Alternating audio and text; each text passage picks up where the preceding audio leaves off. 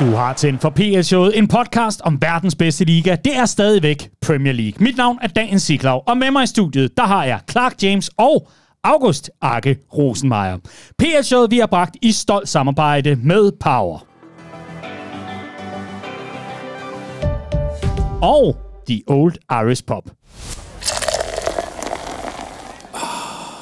For sidste gang i den her måned, der har vi også HelloFresh med ombord. Glæder dig til lidt senere, hvor vi har et helt særligt tilbud til dig. Og netop Old Irish Pub og Power, som er vores to hovedpartnere, jamen der er der rigtig mange gode grunde til at kigge forbi dem. Ikke mindst fordi Power har 9-års jubilæum, og fordi at Old Irish Pub står klar til dig, når der er fodbold på poppen. Meget mere om det senere, men tusind tak til hver og en, som er med ombord. Vi er så glade for, at der er noget opbakning til det her projekt. Det er det, der gør, at vi kan holde det helt kørende. Udover dig, som selvfølgelig også siger, jeg tager den lige et nyk ekstra, og en del af PL-klubben. Det kan du blive inde på plshow.dk. Et sted mellem 2500 kroner kan du donere hver måned til os og til podcasten. Så sørger du for, at der er PL Ekstra hver fredag morgen. Du sørger for, at du selv har alle muligheder for at stryge til tops i fixtures inde på plshow.dk. Og sidst, men ikke mindst, så kan du altså vinde på ugentlig og månedlig basis præmier. Det er værende trøjer fra FitCPH. Det er værende præmier fra Power, og sidst men ikke mindst en månedlig lodtrækning sammen med TravelSense, hvor du kan vinde et rejsegavekort til Premier League. Hurra, hurra, hurra. Ej, hvor er jeg glad for ikke kun at sidde med dig den her gang. Med al respekt, Clark. Ja, det var med lidt af en katastrofe i mandags. Skal vi lige berøre den bare kort? Ja, det kan vi godt. Altså, vi endte jo med at optage en udsendelse søndag, som strakser til et stykke ud på mandagen, fordi at der gik noget galt med teknikken, og 7-13, at det aldrig sker igen. Aldrig sker igen, og det var vitterligt et freak incident, og for de tech-kyndige, så kan jeg sige, det var en fil, der var disrupted, som man kan kalde det, og for alle andre, der siger, taler dansk menneske, jo, nu skal I høre, der gik lort i mixeren, og sådan er det så vidunderligt at lave PL-showet fra tid til anden. Det var virkelig ikke vores skyld, og så gjorde vi bare det, vi var bedst til. Vi tog den forfra, og nu er vi her. Nu er vi her. Og på Old Trafford med... jeg har ikke lyst til at sige mere. På Old Trafford, der har vi Jonathan Røing Larsen stående, og ham har vi altså ikke igennem på et live-signal. Vi har givet ham fri den her weekend, så han kunne få lov til at komme over og se sit elskede United. Og ja, vi sagde sådan, tag en pause fra det der med sociale medier og sådan noget. Lige inden vi gik på, det sidste jeg så, det var, at han havde taget en video fra sin plads på Old Trafford af taget, der dryppede. Ikke bare dryppede. Ja, der er slet der er hul i lortet, ikke? Jo, det er der. Så vi, på Jonathans foranledning faktisk, fik vi inviteret dig, August Arke Rosenmeier. Velkommen til. Mange tak. Gammel ven af programmet, og gammel ven af huset, udover at du selvfølgelig selv er rigtig skarp på fodbold, og er det ikke ham med den der PlayStation? Jo, han har spillet masser af FIFA og vundet både det ene og det andet, og det tredje verdensmesterskab og alt muligt andet.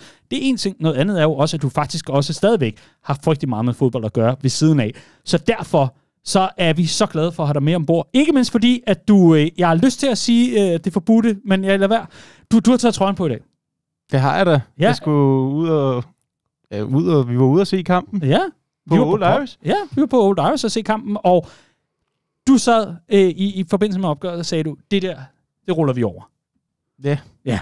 Gjorde I det? Ja, det ville måske lige være at strække den. Vi fik en sejr, men det var ikke specielt kønt. Det var ikke imponerende at se, men håbet lever en runde mere. Ja. Måske 2. Den følelse kender jeg godt.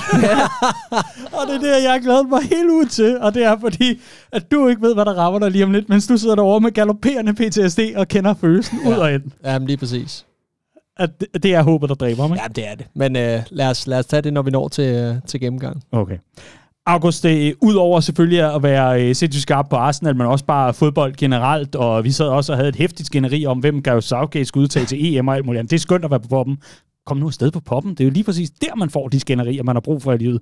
Men så har du altså også FitCPH, som jo gør sig i vintage fodboldtrøjer. Det er altså fodboldtrøjer, som jo ikke bare er Kina-produktionsfabrik, alt muligt andet, hvor folk sidder og faker det ene og det andet og tredje.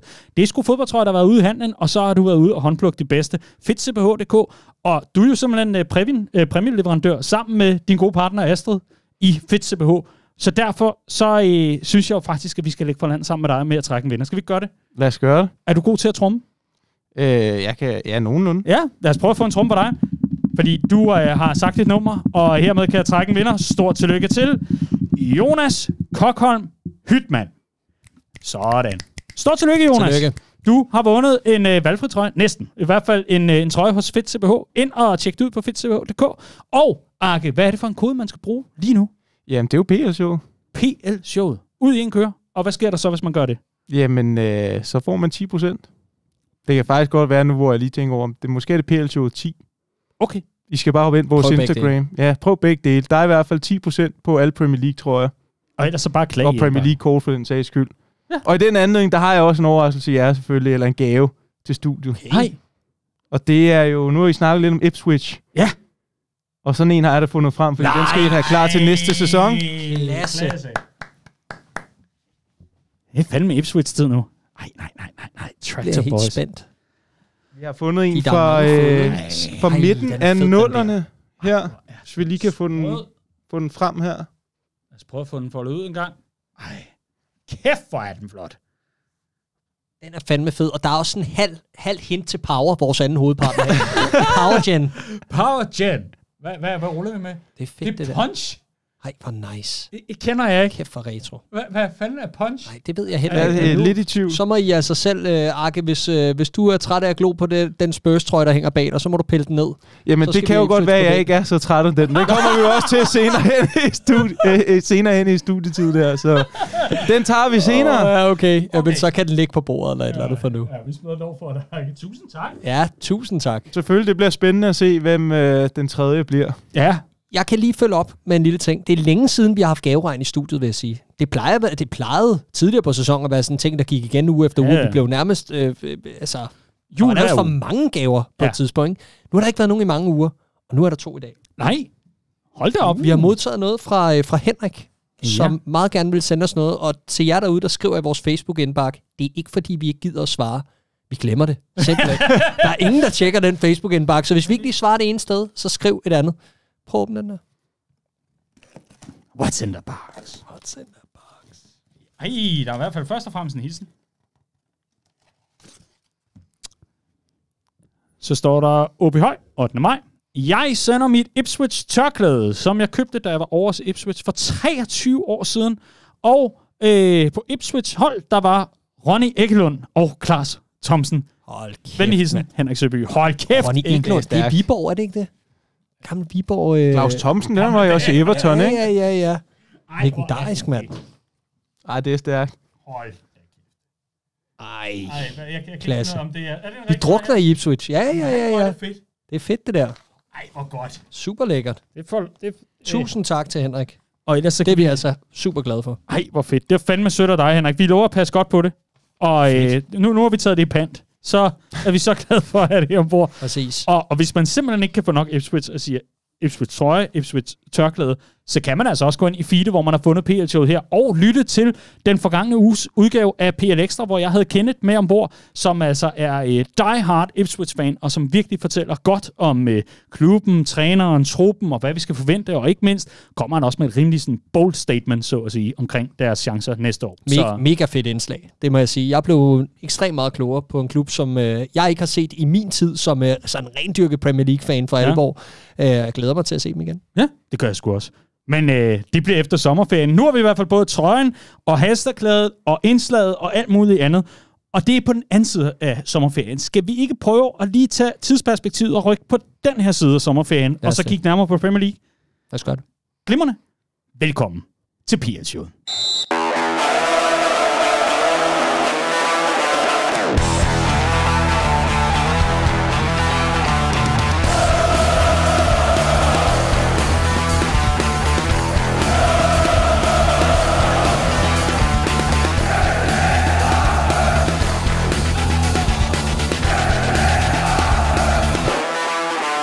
Guldræset fortsætter til allersidste uge i Premier League, efter Arsenal besejrede Manchester United på Old Trafford. Imens der var dragedræberne fra Manchester City uden noget på Craven Cottage. I bunden der fik vi sendt Burnley ned Championship sammen med Luton Town, der skal vinde 13-0 i sidste runde for at overleve, og det kommer selvfølgelig ikke til at ske. For også alt om fremadstormende Palace, Chelsea og meget mere i denne uge. Mit navn er Daniel Siglau. Med mig har jeg Clark James og August Rosenmeier. Så kan du godt læne dig tilbage.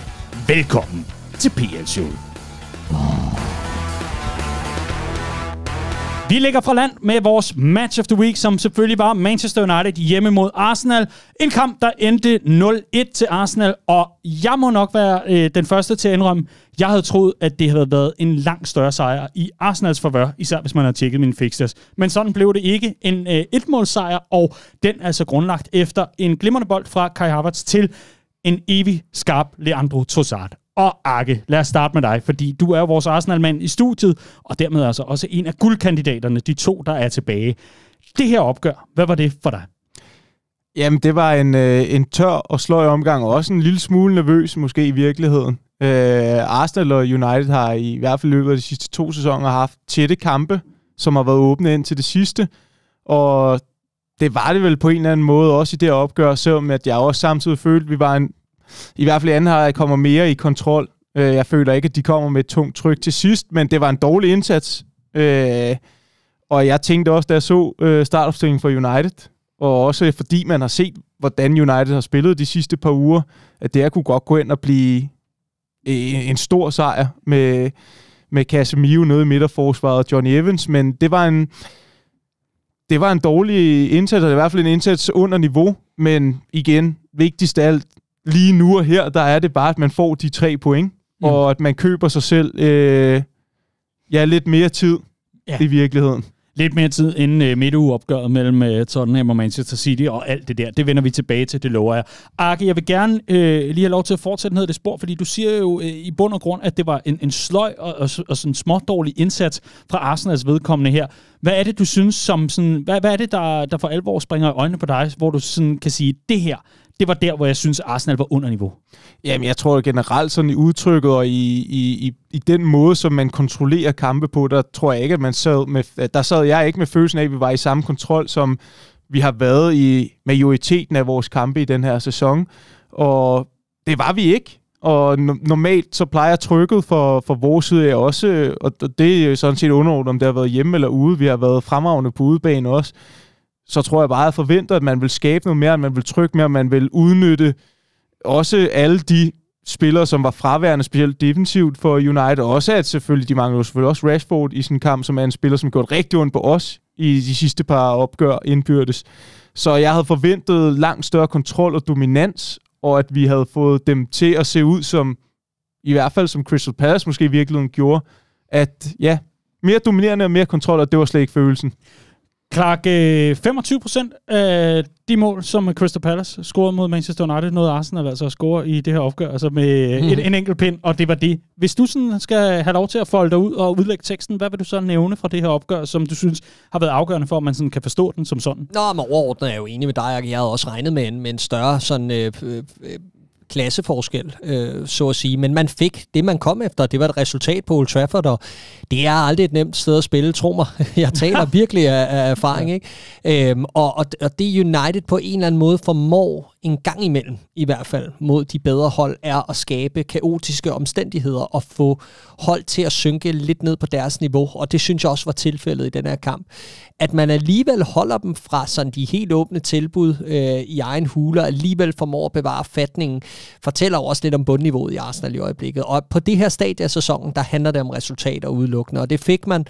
Og jeg synes aldrig, det for alvor var i fare. Der var lige 10 minutter, et kvarter i midten af anden halvleg, hvor jeg sad og tænkte, det er en farlig leg, man leger lige nu med sådan at tage lidt for let på det, og måske overlade lidt for meget initiativet, og ikke sætte sig yderligere på det, og gå benhårdt efter den scoring nummer 2. Men skulle der have kommet en scoring med i det her opgør, så sad jeg stadig med fornemmelsen af, at det var Arsenal. Også selvom at skudstatistikken jo ender i Uniteds favør en sjælden gang. For en sjælden gangs skyld holder man modstanderen ned på et skudantal, der hedder i omegnen af de 10. Jeg mener, det bliver 11 i alt til sidst. Ikke? Og dominerer på ball, eller på possession og på afslutninger. Men jeg sad bare ikke for alvor med følelsen af, at det her United-hold kunne true Arsenal for alvor. Man får de 3 point. Man fører Premier League frem mod den sidste uge af sæsonen. Så må vi se. Og Anke, når det nu handler så meget om resultater et eller andet sted, så bliver det jo også en lidt flad fornemmelse at skulle sidde og dissekere og diskutere kampen som sådan. Men jeg har alligevel lyst til at gå lidt ned for at prøve at forstå Arsenal i indeværende sæson. Er det her, det I har bygget på fra den forgangne sæson, det her med, at på en dag, hvor det bare ikke er super jazz, og man virkelig kan mærke kontrabassen i hele kroppen, og det hele svinger bare, Er det så lige præcis dage som i dag, at man skal hæfte sig ved Artetas Arsenal i indværende sæson og sige, det er der, at mesterskabspotentialet ligger. Det er netop at tage på Trafford og alligevel få 1-0 med på en enkelt situation, og resten var sådan lidt, Er det i hvert fald en af de kampe, altså jeg tror generelt der med rugbrødsejerne og også der med at sige, okay, jamen så længe modstanderne ikke scorer, så får vi point, og i de fleste tilfælde, så scorer vi selv. Og det er jo også en af de gennemgående ændringer, som måske er kommet i form af udskiftning på målmandsposten, at vi har fået en anden målmand ind i form af Raya. Ikke at Ramsdale gjorde det dårligt, men vi har fået en med nogle flere færdigheder, med nogle andre kvaliteter, og så også venstrebakken, at der har været mere rotation der. Vi har fået et alternativ, som er stærkere defensivt. Vi har måske ikke haft et lige så stort behov for at skulle bruge vores venstrebak til de offensive parametre, men i stedet fået nogen, som kunne forsvare sig selv, forsvare bedre end Zinchenko, og bragt det element ind i det, som jeg også tror har en betydning med Tomiyasu, med Kiwior, Timber noget så godt nok ikke rigtigt at spille, og samtidig har fået Declan Rice ind, som har betydet meget for dynamikken og for motoren, og også for det defensive. Så det tror jeg helt sikkert er nogle af de ting, som der er blevet ændret i den her sæson, og som gør, at vi er stærkere defensivt og lukker færre mål ind, og ergo også har fået flere af de her sejre. Ja, klart. Ja, men så vil jeg også bare sige, at man har fået bygget et element på op foran i sidste. Jeg synes, at Arsenal har været god til at bygge de næste fliser på det her fortorv. Stille og roligt løbende. En af dem, de har tilføjet den her sæson, er selvfølgelig David Raya nede i kassen, som var rigtig godt set i forhold til at lave en nogenlunde simpel opgradering på en meget, meget central position. Det har været mission accomplished den vej rundt. Men allerede i sidste sæson, da man henter Jorginho som den ene bredde spiller, men især Trossard, og bygge den her 12. mand på, som vi har omtalt så mange gange her i studiet. Nu står han med 4 scoringer inden for de sidste 5 kampe, og blandt andet 2 matchvindende mål, det her på Old Trafford, og det andet på en svær udebane i Wolverhampton, hvor han sjasker den ind via stolpen på et tidspunkt, hvor Arsenal virkelig havde brug for det, og hvor man moralsk måske var sunket lidt ned i dybet om på det her Bayern-nederlag, ikke? Eller den her Bayern-sten i skoen i hvert fald, og slå tilbage på et vigtigt tidspunkt der, og der har han bare gået forrest og har vist, at det her kollektiv også kan mere end de her usual suspects, vi bliver ved at omtale, og det har været ekstremt vigtigt for Arsenal at mærke, at der er noget i bredden, der også kan hjælpe det her projekt videre, og jeg glæder mig helt vildt meget til at se, hvad der sker med det Arsenal-hold hen over sommer, for det virker ikke som et hold, der er færdig med at forstærke sig. Clark, jeg returnerer lige til dig alligevel, fordi du bliver simpelthen nødt til, i mangel af bedre, simpelthen, du har jo ingen interessekonflikt her, så jeg synes selvfølgelig, at du skal være manden, der udlægger teksten, når det kommer til Manchester United. Ja, helt sikkert. Ja. Så du mandagsopgøret mellem det gør. Crystal Palace og Manchester United? Godt. Ja. Når du så tager det og sammenligner med det her opgør mod Arsenal, hvad var det så, du så af helt store sådan afgørende ændringer i forhold til Manchester United? For man kan jo sige, langt hen ad vejen, jo, der er en Amrabat, der starter inde på bekostning af Christian Eriksen, etc. Der er nogle justeringer rundt omkring, men langt hen ad sammen, der lugter det meget af det samme i forhold til, at man mangler nogle afgørende profiler, både offensivt, defensivt. United-fans vil sikkert også sige over det hele i det hele taget. Så hvordan vil du, hvad kan man sige, beskrive forskellen mellem mandagsopgøret og så den her Manchester Week mod Arsenal? Og først og fremmest så havde de jo fanget ham der, den stive fan, de havde puttet i nummer 18 Casemiro-trøjen og spillet ham i mandags på Selhurst Park, ikke? Og så havde de faktisk puttet Casemiro i en fodboldtrøje og spillet ham, ikke? Og han spillede jo langt bedre i det her opgør mod Arsenal. Lige pludselig en spiller, der godt kunne følge med, og det kunne han virkelig ikke på Selhurst Park. Uniteds skadeskrise er voldsom, og det er nogle helt vilde løsningsforslag, Erik Ten Hag har været ude i at skulle forsøge at præsentere på grund af alle de skader, især i centerforsvaret. Så mange forskellige konstellationer, og vi kan ikke komme udenom, at det bryder rytmen, men et Manchester United-hold må aldrig falde ned i de dybe huller, vi har set dem falde i denne sæson, og det mandag aften på Selhurst Park var virkelig, virkelig skidt. Jeg synes jo, man rejser sig her og kommer hæderligt fra det, men det fortæller eddermame også lidt om klubbens situation, at man skal sidde og, kunne jeg forestille mig som United-fan, være nogenlunde lettet over at tabe 1-0 hjemme til Arsenal på det her stadie af sæsonen, hvor man ligger og nærmest har udspillet sin chance for europæisk deltagelse. Ikke? Altså, det er virkelig skidt. Jeg synes jo langt hen ad vejen, at United lykkes med at få annulleret det værste fra Arsenals offensiv. Er det meget, der ser helt skævt, Arke, eller hvordan ser du det? Nej, det er rigtigt, men jeg tror også, man som United-fan, altså den klubs størrelse, og de meritter, der har været, der tror jeg bare, at der skal man forvente noget mere. At det ikke bare er det med, at man fokuserer på, hvad er det, modstanderen kommer med på vores hjemmebane. Altså, der skal man kunne noget mere, og det er meget sigende omkring den situation, som United måske er i lige pt. Men jo, langt hen ad vejen. Jeg synes faktisk også, at det er måske hans første rigtig glimrende kamp for United, hvis jeg skulle fremhæve en spiller, måske Amrabat, som faktisk går ind og viser noget fysik og noget defensiv initiativ og prøver og har en rolle i dag. Det var i hvert fald en spiller, som stak lidt ud for mig. Ja, men uden bold, i forhold til at neutralisere Arsenal. Så synes jeg, at han spillede en rolle. Men ja, overordnet set, så ja, United. Der er meget langt. Jeg tror, det er sådan lidt mit take på United, det har været meget den samme sang. Altså, det er ikke godt nok, og det er ikke United standarder, og det var sådan lidt, ja, bare sådan en indsats på en eller anden måde stadig. De der spilmønstre og sådan noget, de bliver jo selvfølgelig også brudt af, at man konstant mangler de her spillere, som man er nødt til at bygge noget op omkring og sådan noget. Nu er det så Bruno Fernandes, som i øvrigt kæmpe kredit i hans retning. En mand, der ikke har misset en kamp i hele sin karriere, misser så 2 i den her uge, men på grund af skade, altså det er jo fuldstændig vanvittigt, den injury record eller mangel på samme, han har haft i løbet af karrieren. Sindssygt. Især for en spiller på hans position. Ham savner de i forhold til at binde noget sammen offensivt. Har måske været noget af det eneste, der minder om en puls i de kampe, hvor de ikke har kunne finde ind i en rytme, så han lige pludselig dukket op med noget stjernestøv. Så mangler de en Rashford, som selvfølgelig har været udskilt og har spillet langt under par, men noget af det, som United bandt noget af deres rytme op på i den her sæson, var da ham og Højlund fandt sammen i et eller andet, og nu er den her forbindelse til Højlund helt væk, og jeg synes også, vi kan sidde nu. Han er stadig ung, han er ny i Premier League, men vi har eddermame beskyttet ham meget her i showet, Højlund.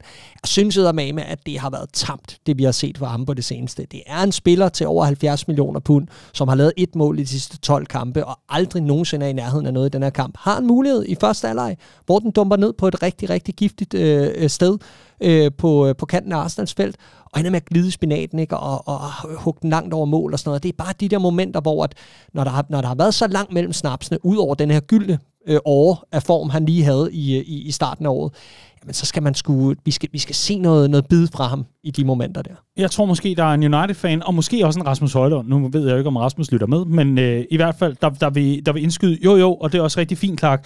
Men mangler der ikke også noget levering? Mangler der ikke nogen indlæg? Mangler der ikke nogen åbne muligheder for, at man kan få prikket hul på bylden igen? Jamen, det er godt klar over, men det jeg gerne vil tilbage til, det er, at er det ikke på en eller anden måde også en lidt hård kritik at sende i retning af en, som absolut ikke får særlig meget arbejde med? Jeg synes ikke, at kritikken er særlig hård, fordi den var netop bundet op på, at jeg synes, vi har taget ham i forsvar i store dele af sæsonen, netop af de årsager. Men jeg forventer, at i sådan en situation som denne her, at jeg forventer noget mere skarphed, og det er slet ikke for at placere ansvaret på hans skuldre, men det er et dyrt prisskilt, og det er en stor klub, han er kommet til, og der skal bare leveres på nogle halve chancer, og jeg synes, vi så noget af lige præcis det i den periode, den gode periode, han havde tidligere i sæsonen. Dømmer ham overhovedet ikke ude, men jeg vil sige, at jeg forventer at se noget mere involvering i kampene, end man har set i store dele her i den anden halvdel af foråret for ham.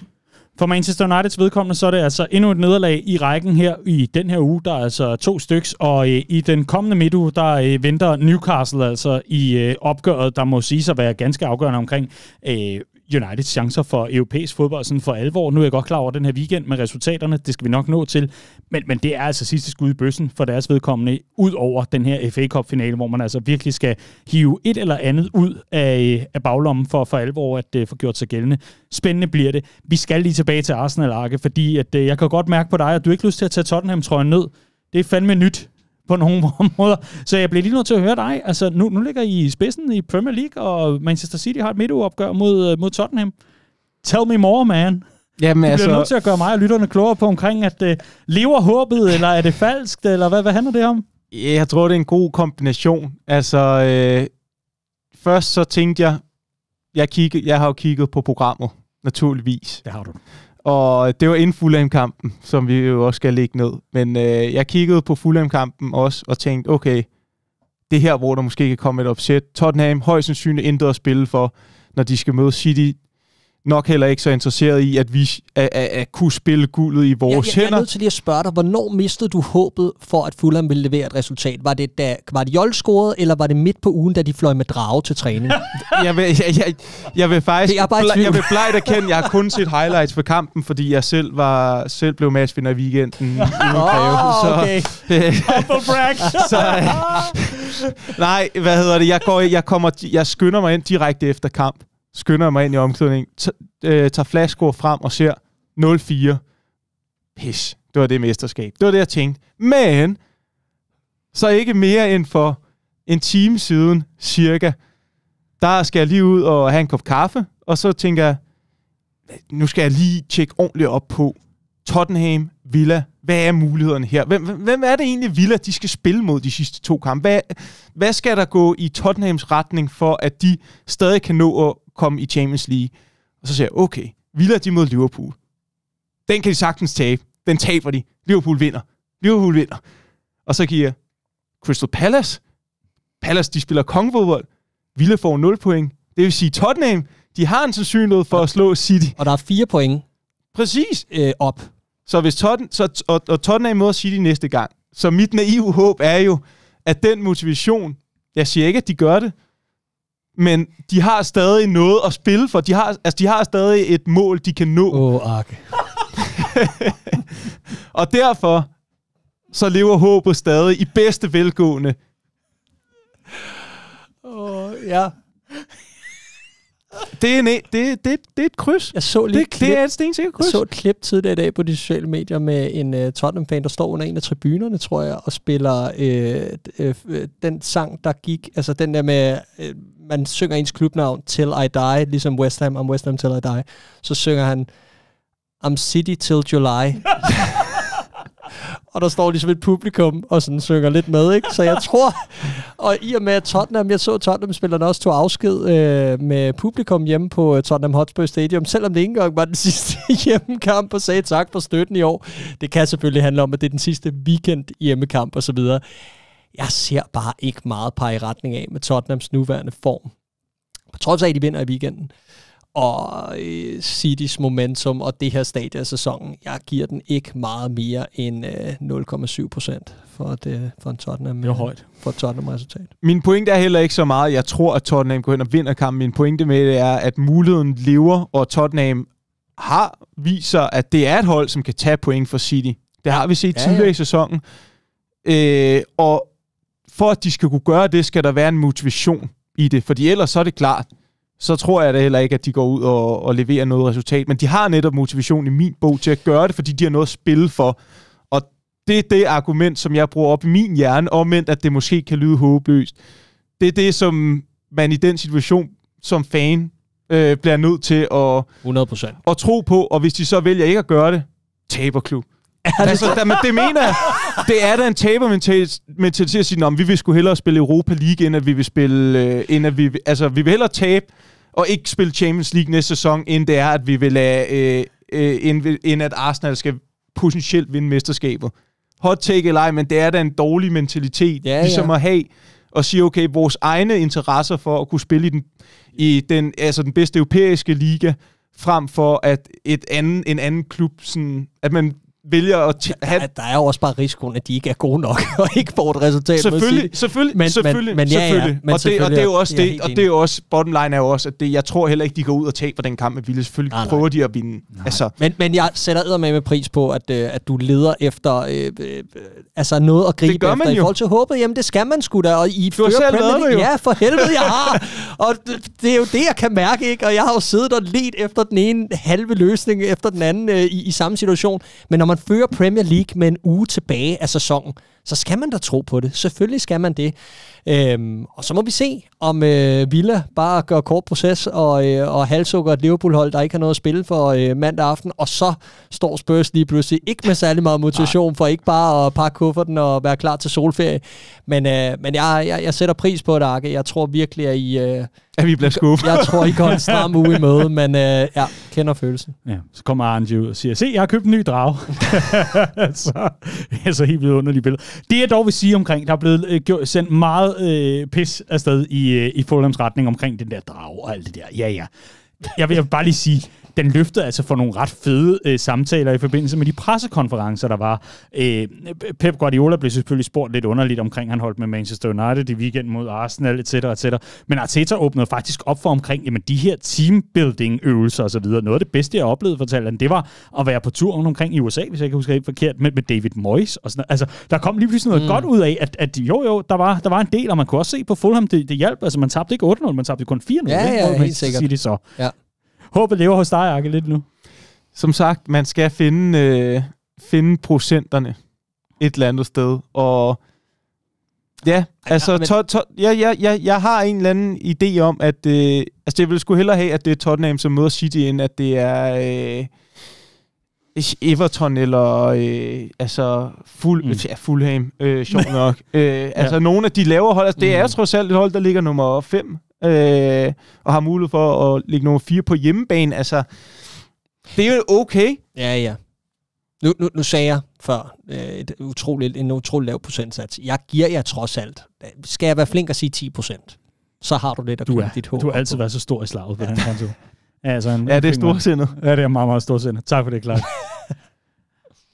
Jeg bliver simpelthen nødt til at smide den op. Du spurgte mig tidligere sådan lidt nervøs nede på gaden, så spurgte du mig, Daniel, kommer I til at køre guldbarometer? Og det lidt kommer vi jo til, kan jeg godt mærke. Men alligevel, Arke, jeg bliver bare nødt til at høre dig. Ja, nej. Bliver Arsenal engelske mester? Ja! Bliver Arsenal engelske mester? Nej. Spændende.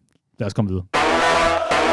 Vi skal til dragdræberne fra Manchester City, som tog en tur til Craven Cottage, og her altså vandt 4-0 over Fulham i et opgør, hvor man i den grad må sige, at hvorfor har man brug for Erling Haaland, når man har Guardiola? Ja. Er du sindssygt, han er bare steppet op på et gyldent tidspunkt. Dyr signing i sommer, som var et stykke tid om at komme i gang, og af mange blev sådan kaldt lidt et svagt led i efteråret i det her City-setup.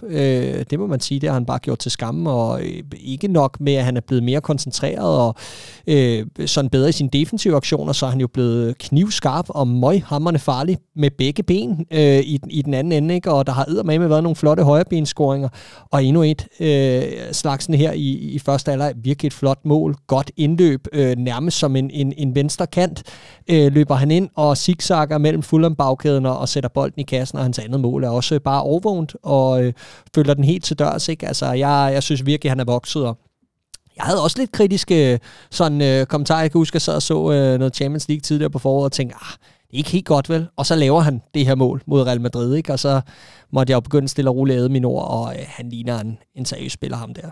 Stort potentiale. For Manchester City's vedkommende her, Clark, så må man jo også bare sige, at det er jo lige præcis det, der skulle til. Altså, det er jo bare en koncentreret indsats, og så gå ud og kvæle det her. Ja, og mere end det, ikke? Altså, det der med, at der er en resilience i forhold til at, nu sagde jeg det her med at følge det til dørs, altså bare kværn på indtil det sidste. Det er ikke nok at føre, ikke for at tage Arsenal ind over det her, fordi jeg synes, Arsenal også har været gode til det samme i store dele af sæsonen. Men nu har vi lige snakket om det med Old Trafford. Hvorfor søger man ikke mål nummer 2? City, de kværner bare efter det næste mål. Og de bliver bare ved, ikke? Og det er jo det, der gør det så håbløst at kigge ind i et potentielt pointtab, fordi man kender dem i de her situationer, man ved, de har erfaring, de virker også sultne lige pludselig. Altså, det er bare så svært at få øje på ting, eller på sprækker i det her. Og ja. For Manchester City's vedkommende her, Arke, nu har du fulgt dem tæt, i og med, at I har ligget og virkelig haft en heftig slåskamp om, hvem der skal ende med at blive engelske mestre. Men er der nogle spillere, du gerne vil have lov til at fremhæve efter, jamen ikke bare den her weekend, men også bare sådan helt generelt hen over foråret? Nej, altså jeg synes Guardiola selvfølgelig er lige pt.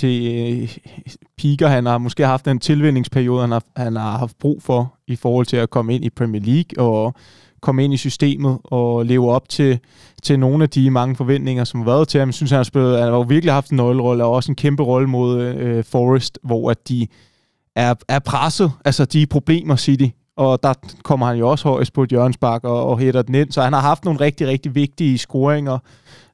Så han er ikke klart en mand lige nu og her, som der bliver talt om, men overordnet set, så er det jo manden, som ikke kan tabe en fodboldkamp til synlædende Rodri, som jeg kigger på og siger, okay, i min bog, og det er jo så også en subjektiv sag, der er en verdens bedste. Det synes jeg. Og det igen, han siger det jo også selv, at han er jo ikke den, som stjæler alle overskrifterne, fordi han måske også spiller en position, som måske er mere sådan Ja, den er ikke lige så iøjnefaldende, men den koncentration og det lederskab, den flawlessness i virkeligheden, som han har, er ret beundringsværdig. Jeg er meget enig. Og det, uden ham, så fungerer de ikke på samme måde i hvert fald. En Rodri, om man vil, som jo i den grad må sige sig at have været fraværende i den forgangne uge, Clark, i forbindelse med de her nomineringer til Player of the Year og Young Player of the Year. Der er han jo dog ikke en del af mixet, men alligevel Player of the Year, hvor han end ikke er nomineret. Ja. Det er jo fuldstændig grotesk. Altså, jeg var i chok, da jeg så den her liste med spillere, og hans navn ikke figurerede. Jeg synes, han med et pænt stykke afstand ned til nummer 2 er den vigtigste spiller i Premier League. Så er det altid en sjov ting, det der med, om man er den bedste, og der er så mange positioner og parametre og alt muligt andet. Jeg synes jo, vi har et sindssygt bredt felt af spillere, der gør sig gældende i år. Det synes jeg er ret atypisk, og det synes jeg er mega fedt. Altså, det gør, at diskussionen er utrolig interessant. Man kan virkelig argumentere for mange profiler.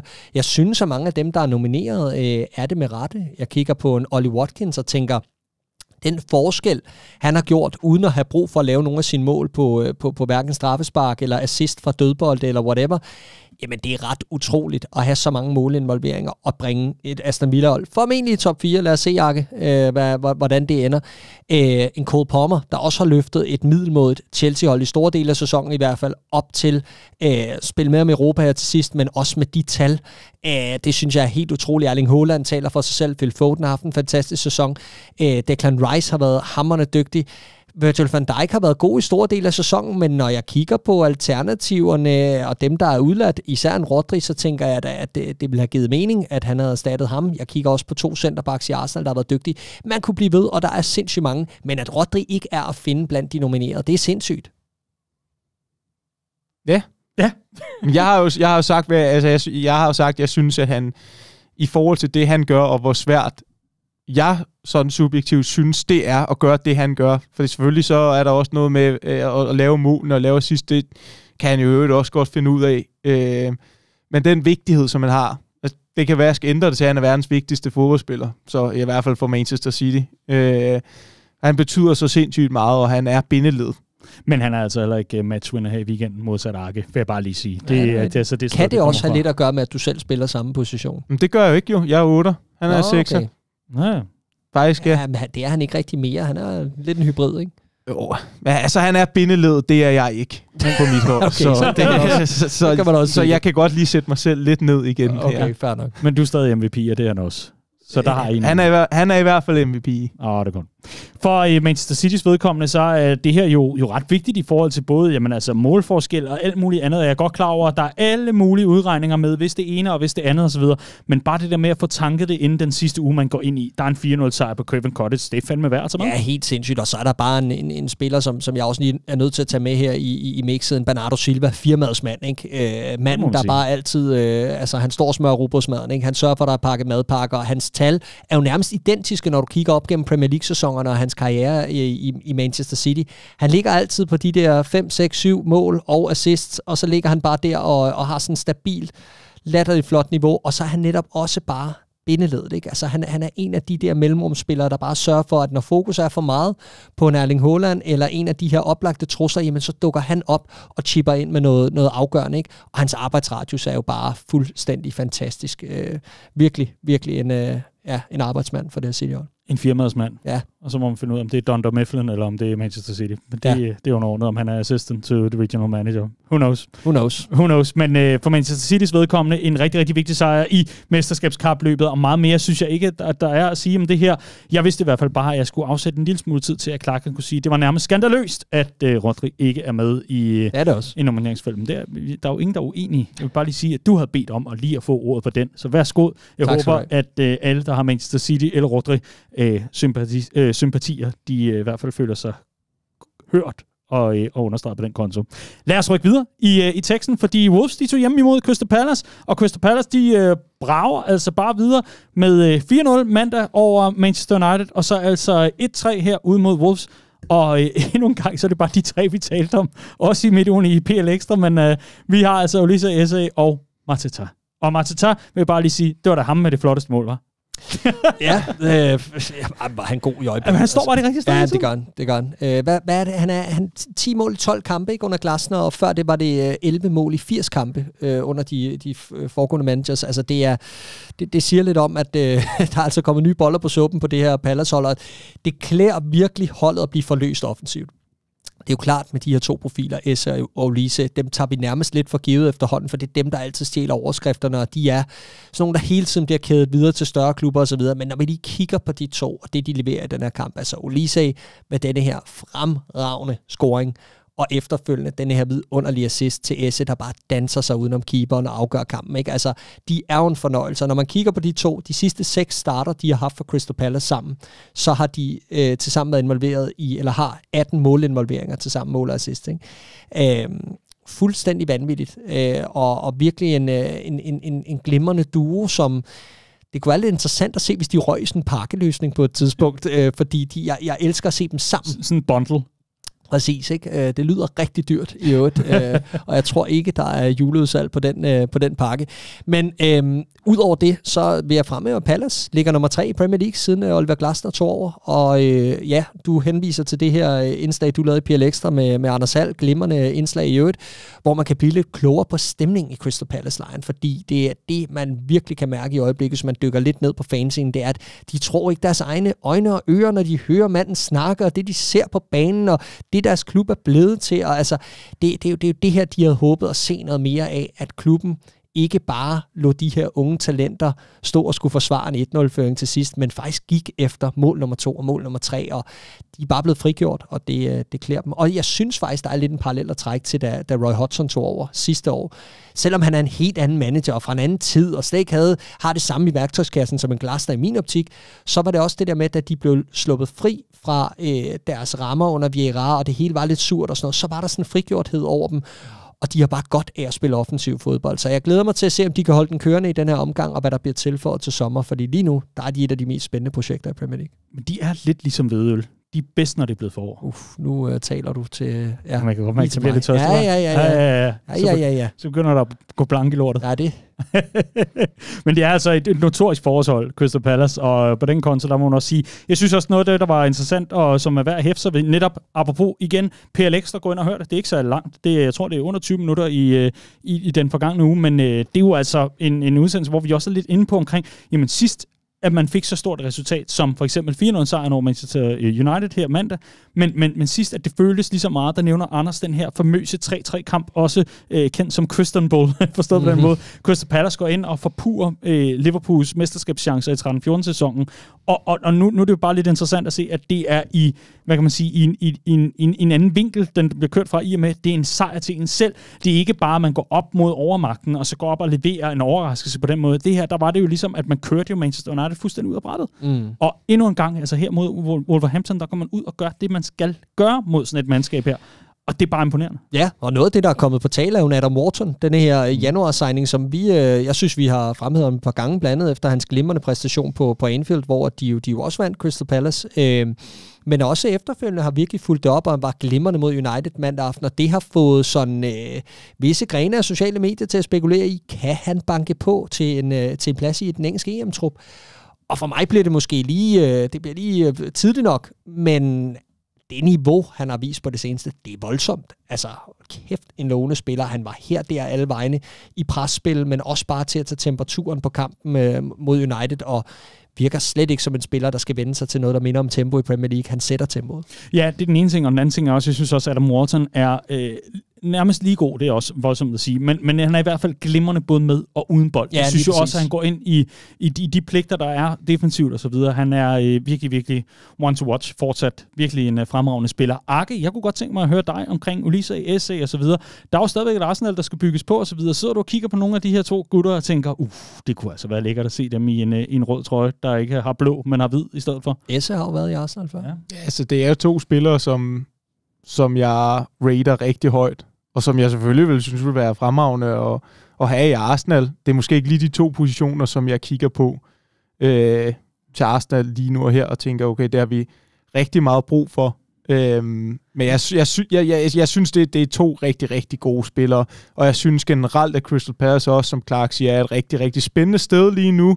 Jeg tror, det var det her, som Steve Parish, men også Crystal Palace, de gerne vil have, det her led vil de gerne have haft bygget på, måske ikke det, vi ser lige nu i form af resultaterne og spillet, at de vil nå dertil så hurtigt, men der viser nogle af de her takter, som de påbegyndte med det nye Crystal Palace, eller hvad vi skal kalde det, med at det skal være mere seværdigt, mere underholdende, mere offensivt, at der bliver lagt nogle sten lige nu, som i hvert fald giver nogle forventninger til næste sæson, og jeg tror, at det her transfervindue bliver ekstremt vigtigt, og det bliver spændende at se, om de kan formå at holde på de her to spillere, fordi at de er essentielle for projektet, og for at det skal fortsætte, og så skal der bygges nogle sten på nogle af de andre positioner, og måske lidt til bredden også. Og så tror jeg, det kan blive rigtig, rigtig spændende. Enig. Og så må jeg bare sige, det er simpelthen utroligt, hvor meget man kan ramme forbi på de her nomineringer til Player of the Year, men også Young Player of the Year, hvor en Michael Olise for alvor har slået fast, når han har spillet, hvor vigtig og afgørende han er på den helt store scene. Selv for et hold, der har været i forskellige faser i den her sæson, både under Roy Hodgson, men altså også under Glasner her i foråret, har selvfølgelig bare kørt den op i et gear her den sidste uge, ikke? Men når du kigger på tallene, så er han den spiller uden straffespark, der har den bedste mål assist per 90 minutter i ligaen. 1,1 per 90 minutter. Har kun startet 13 kampe, har været involveret i 18. Det er næsten halvdelen. Det bør være nok til at kvalificere ham, mener jeg. Det er cirka halvdelen af kampene i Premier League. Han kan nå halvdelen, hvis han spiller den sidste. Det synes jeg er nok til at han når den grænse. Og altså snitter med andre ord, snitter et mål og assist hver 79. minut for et hold som Crystal Palace, der i store perioder af sæsonen ikke har været offensivt sprudende.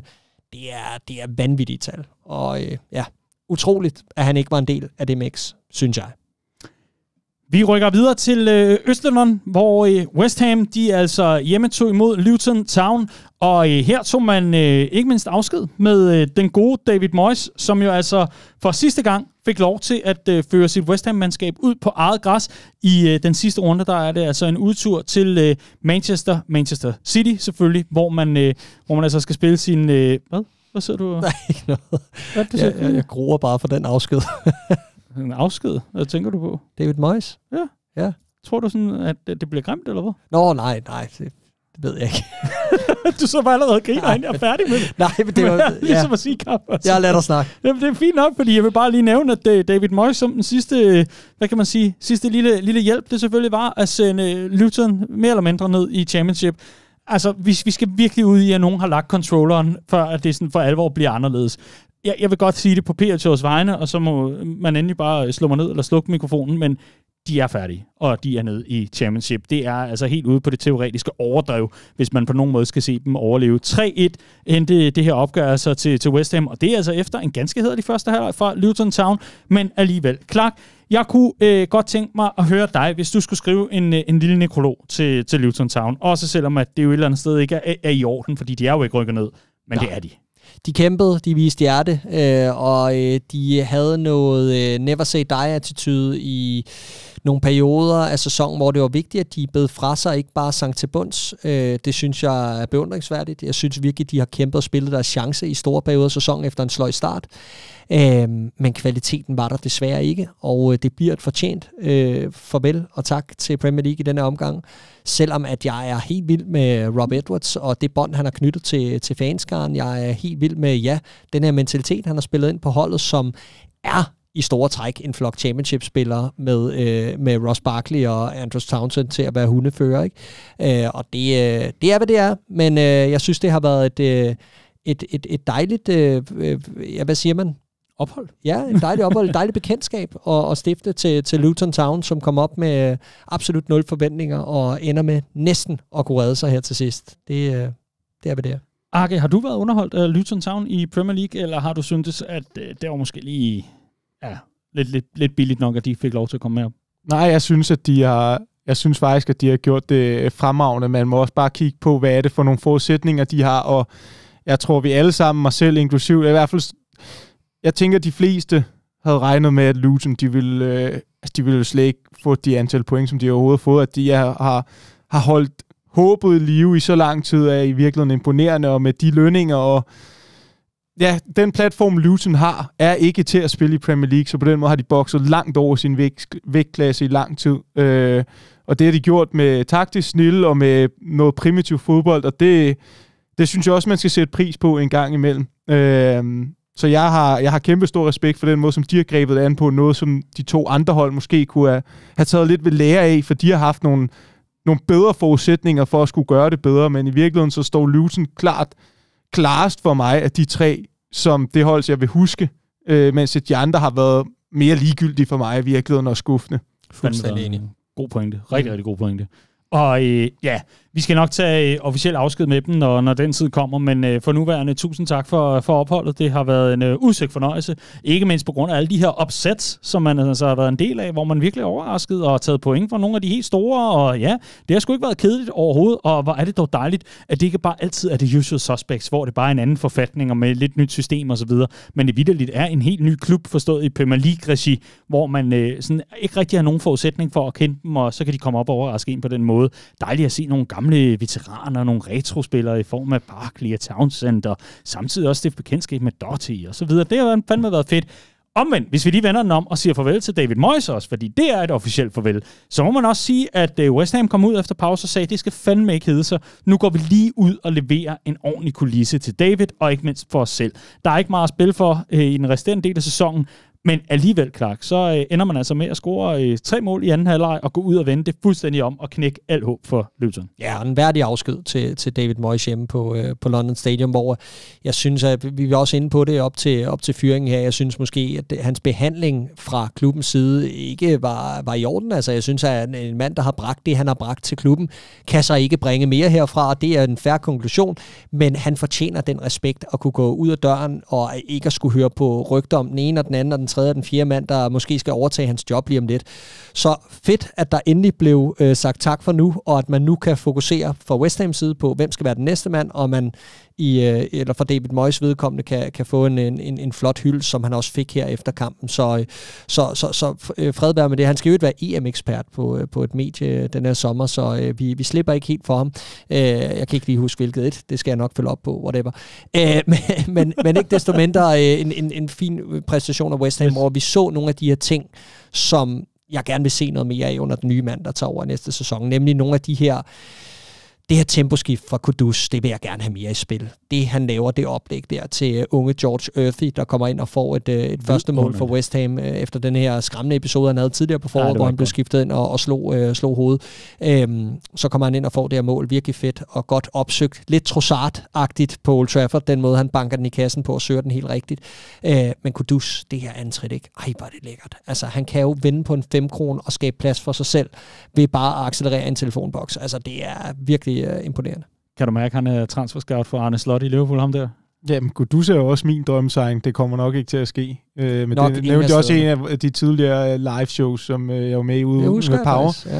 Ja. Jamen, han er fremragende. Ham vil jeg rigtig gerne have, og han er en hybridspiller, som kan dække mange positioner. Og jeg er også enig i forhold til West Ham og David Moyes, at historien ender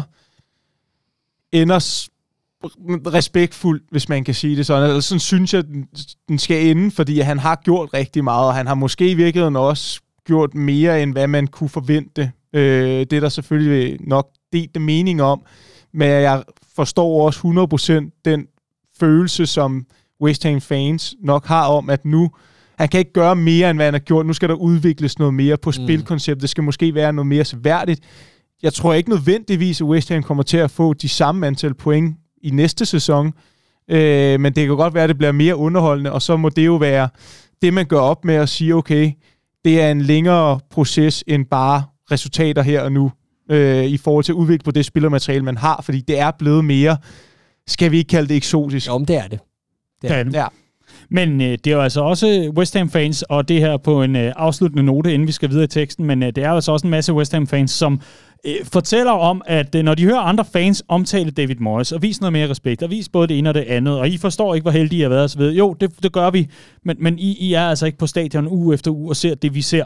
Forstået på den måde, at West Ham har været enormt konservativt spillende på en negativ måde. Forstået på den måde, at det har været så low blocks, det har været kontrastødende, og så har det ikke været så frygtelig meget andet. Der har ikke været den der følelse af, at der er et system eller en klub på den måde fremdrift, eller et system, som sådan lugter rigtig meget af 2024. Og i det her opgør, det kunne altså også være blevet langt mere, men det bliver det bare ikke, og det er måske også lidt symptomatisk for West Hams vedkommende. Så det er godt, at vejene skilles, og at så kan man jo have sin mening om det ene eller det andet i forhold til måden, det bliver gjort på. Men for David Moyes vedkommende, jeg kaldte den i hvert fald i min speak i PLX, og jeg kan godt være i tvivl om, hvorvidt han får et Premier League-job igen. Jeg har svært ved at se det, så skulle det altså være som en form for brandmand, hvis det for alvor brænder hos en af oprykkerne efter sommerferien, men ellers derudover, så har jeg svært ved at se, hvor hans profil sådan for alvor passer ind. Med al respekt igen, han kan jo være en glimrende pundit alligevel rundt omkring på, vi må lige finde ud af, hvilket medie, om det er hestenettet eller hvad det er, men i hvert fald, så er det i hvert fald en manager, som fortjener alt muligt ære og respekt for den indsats, han har lagt, ikke mindst i West Ham med et europæisk trofæ. Du skal ikke så smile sådan der. Du kan da godt lige tage et video med til mig en gang. Du kan ikke bare sige, at han er ekspert, så kan jeg også nej, men det slog mig bare, mens jeg snakkede, og så røg jeg ud af et spor og whatever. Ja, okay. Ja. Men det er ikke på hestenettet. Nej, det er ikke på hestenettet. Der er jo finde mange andre ting. Godt. Venner, vi tager et break, og på den anden side, så er der altså en tur med HelloFresh og meget mere Premier League fodbold.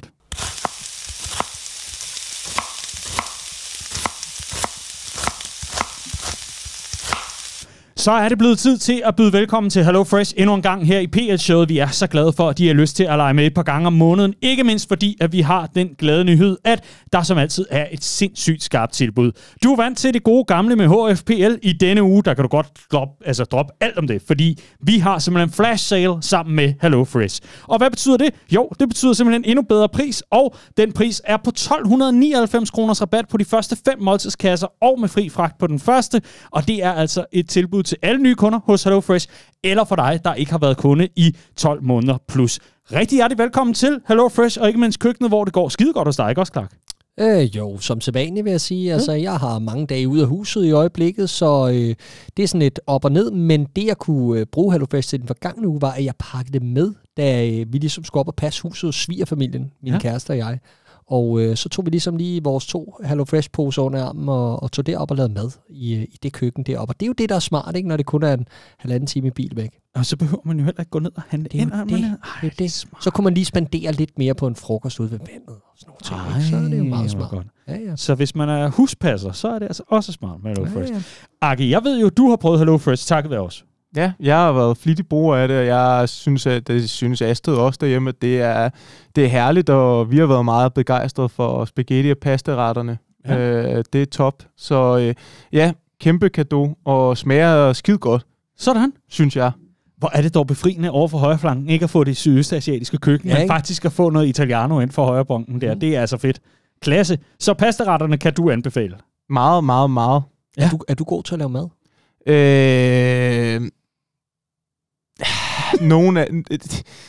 Nogle retter. Ikke, jeg føler, jeg er nok en angriber eller en forsvarsspiller. Jeg kan nogle ting, og så er der nogle andre ting, jeg ikke er så god til. Okay, det er fodboldtermer ind her. Aha. Ja. Hvad kan du godt finde ud af? Kog vand til pasta? Ej, jeg laver faktisk noget. Jeg er god til at tørre af. Jeg kan også godt finde ud af at rydde op. Ja. Nu får du mig ud på bar bund. Hvad kan jeg egentlig nu, hvor jeg tænker over det? Det må man ikke. Der er noget med, altså jeg er god til styrbrødresteren. Hvad kan du for helvede, Arke?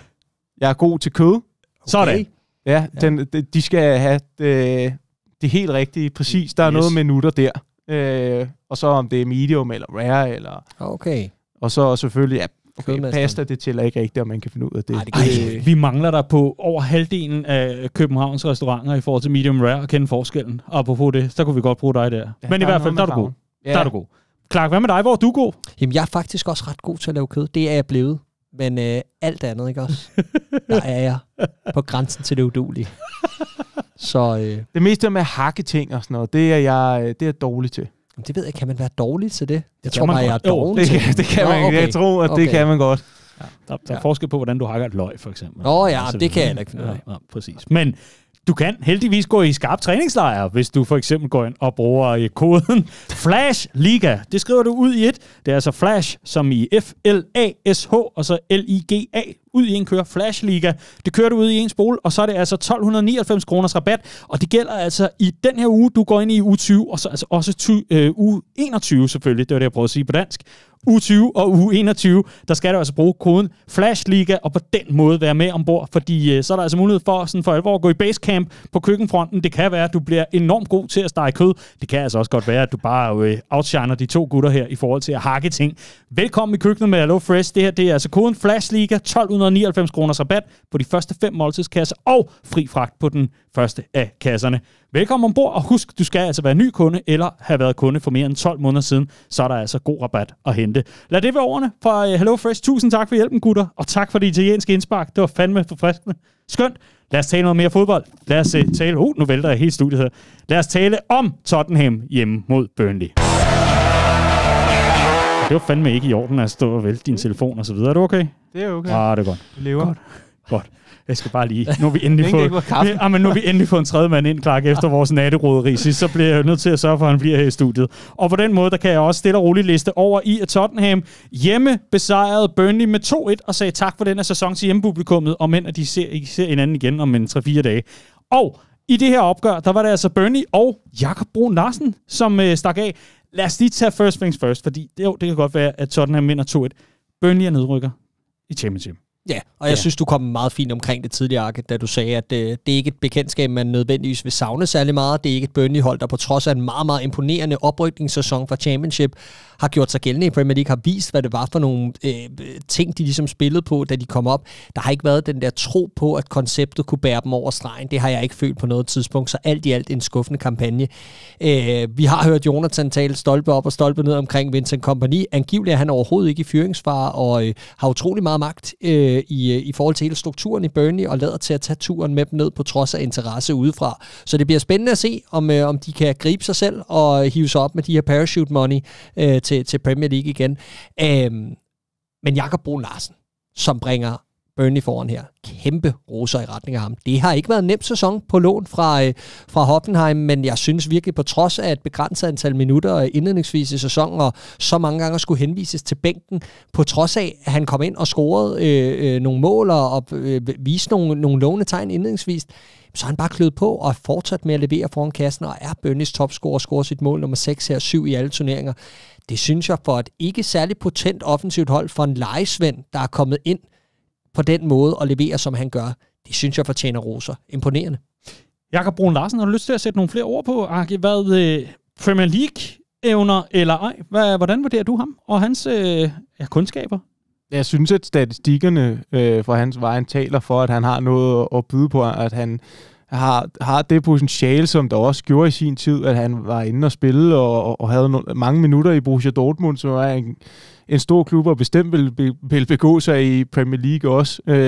Så på den måde, så synes jeg, det har været rigtig, rigtig positivt indslag, og det har været rigtig fedt at se sådan rent statistisk, hvordan han er kommet ind og bidrage. Jeg synes også, at det fortæller historien om Burnley. En af årsagerne til, at de rykker ned, fordi jeg er sådan set enig i den beslutning, Burnley, som det virker til udadtil, at de tager med at beholde Vincent Kompany. Det er den rette beslutning, men jeg synes, at deres indkøb i forhold til at forberede sig på at skulle spille i Premier League har været en smule naivt i forhold til, hvad man har hentet ind. At der har været mange unge potentiale spillere, som ikke ved, hvilken størrelse, eller ikke har vidst, hvilken størrelse Premier League er, og som måske er gode nok til at spille i Premier League om nogle år, men bestemt ikke er det nu. Og det føler også, de tager konsekvensen af nu. Der er trods alt forskel på den bedste belgiske liga og Ligue 1, og hvor de ellers er kommet fra, og så kommer op og skulle spille på et hold, som ikke kan dominere kampe i Premier League på samme måde som i Championship. Og det tror jeg også er det, som de betaler prisen for nu, samtidig med en stedig manager måske, som har fastholdt i for lang tid naiv tilgang til kampe. Jeg er meget enig hele vejen rundt, og det er jo faktisk en af de mest udskældte, Sander Berge, som ikke rigtig har ramt det gear, der i denne her kamp laver et fuldstændig heroisk løb på den første scoring, og sætter det her mål op for en Jakob Brun Larsen, som også gør arbejdet færdigt på fantastisk vis. Jeg synes, at det var en fornøjelse at se, at de bed frem fra sig, på trods af, at de havde kniven for struben i det her opgør. Men det opsummerer også meget godt, som du også er inde på, Arke. Kvaliteten var der ikke, og det var den også på grund af en måske lidt rodet transferstrategi. Men i det hele taget, så har jeg bare manglet noget lederskab og nogle profiler, der er stukket ud for det her Burnley-hold over hele sæsonen. Men Jakob Bruun Larsen, ham kan man ikke sætte en finger på. Jeg synes, han har overrasket utrolig positivt i Premier League, og jeg elsker sådan nogle historier med nogle unge spillere, der måske er gået lidt i glemmebogen. Jakob Bruun Larsen er stadig kun midt i 20'erne, og er i gang med at genopleve sin karriere med det her lejeophold. Det synes jeg er helt vildt fedt, og han har da bevist, at han har niveau til at begå sig i Premier League. Det synes jeg er fedt. Og det leder mig hen til mit spørgsmål. Et ja-nej-spørgsmål, om man vil, og man må gerne smide en klub på, hvis man har lyst til. Er Jakob Bruun Larsen at finde i Premier League efter sommerferien? Kunne der være nogen, der har været imponeret over det, de har set og tænkt... ja, det kunne der helt bestemt. Og måske til en god pris? Ja, det kunne der godt. Jeg sidder og leder. Og man behøver ikke at finde en klub, man kan bare sige, men det mener jeg helt bestemt. Jeg synes, han har gjort sig gældende. Og når jeg lige sådan skimter lynhurtigt, så tænker jeg, at Brentford er et oplagt sted for en Jakob Bruun Larsen til at kunne søge hen. Og helt oplagt årsager, ja. Jamen, det kan jeg sagtens se. Ja. Jeg kan sagtens se, jeg tror ikke, at han kommer til at spille i Premier League. Men jeg synes, at han har gjort sig fortjent til at være inde omkring snakken i. Altså, han er en af han er en af de spillere for Burnley, som man godt kunne sige, okay, du har faktisk gjort det, der skulle til for at... Ja, han har præsteret, og specielt ud fra den situation, han har været i forhold til spilletid og sådan noget. Der synes jeg, han har leveret det, man har kunne forvente, og mere til. Jeg tror ikke personligt, at jeg faktisk havde forventet, at han ville score 6 mål. Nej, det havde jeg heller ikke overhovedet. Så på den side har det været godkendt, men jeg ved ikke, om det så skulle være nok til, at der skulle være en klub i Premier League, som lige vil kaste blikket over ham, men Brentford kunne være et godt shout. Mm. For Burnleys vedkommende, så den her scoring, den fik ikke lov til at stå længe, inden at Porto, han tænkte, ved hvad, så klasker han skulle bare ind selv, og det gjorde han da ellers med på helt vidunderlig vis. Og på den måde, så var det altså remis i en pause. Og der vil jeg også lige have lov til at sige, at jeg kan jo godt mærke lidt på Arke, at han jo jublede over, at Tottenham forventer opgøret om her, fordi det er jo rigtig vigtigt i midtugen, når de skal møde Manchester City, at de har noget at gå ind til det her opgør med. Så der kan jeg godt mærke, at Arsenal-manden virkelig brænder igennem på den konto. Men Clark, når alt så er sagt, hold da op, hvor de vader i chancer Tottenham. Det kunne have blevet langt større jo. Ja, men der er bare ikke rigtig tur i den i øjeblikket. Men det skal jeg ellers love for, at der var over det her 2-1-mål, som Mikke van de Ven, han sætter i kassen, ikke? Nu snakker vi om Guardiol og det her med at vise egenskaber, der måske ikke beretter, eller der ikke peger i retning af, at du er venstrebenet centerback, eller hybridback, eller hvad du vil kalde det, ikke? Og det skal jeg love for, at Van de Ven han også fik vist her, at han kan mere end bare forsvare og løbe i eget bagrum, havde han nær sagt, for at løbe angriber op. Er du sindssygt fart, der er over ham, men også en snilde og teknik i forhold til at finde det rum, hvor han skal være for det første, men også hvor han skal udplacere keeperen. Virkelig, virkelig et flot mål. Og jeg måtte lige kigge en ekstra gang, da jeg så, det var ham, der havde banket den ind. Fantastisk sat ind. Og jeg kan godt forstå, at han er en af favoritterne i Tottenham efter sidste sommers signing af ham, men også bare over hele sæsonen. Og blev han ikke stemt ind som player of the year i Spurs? Ja. Og det kan jeg sgu godt forstå. Jeg synes, han har været enormt imponerende, og var også en integreret del af, at Spurs kom så godt fra start, som de gjorde.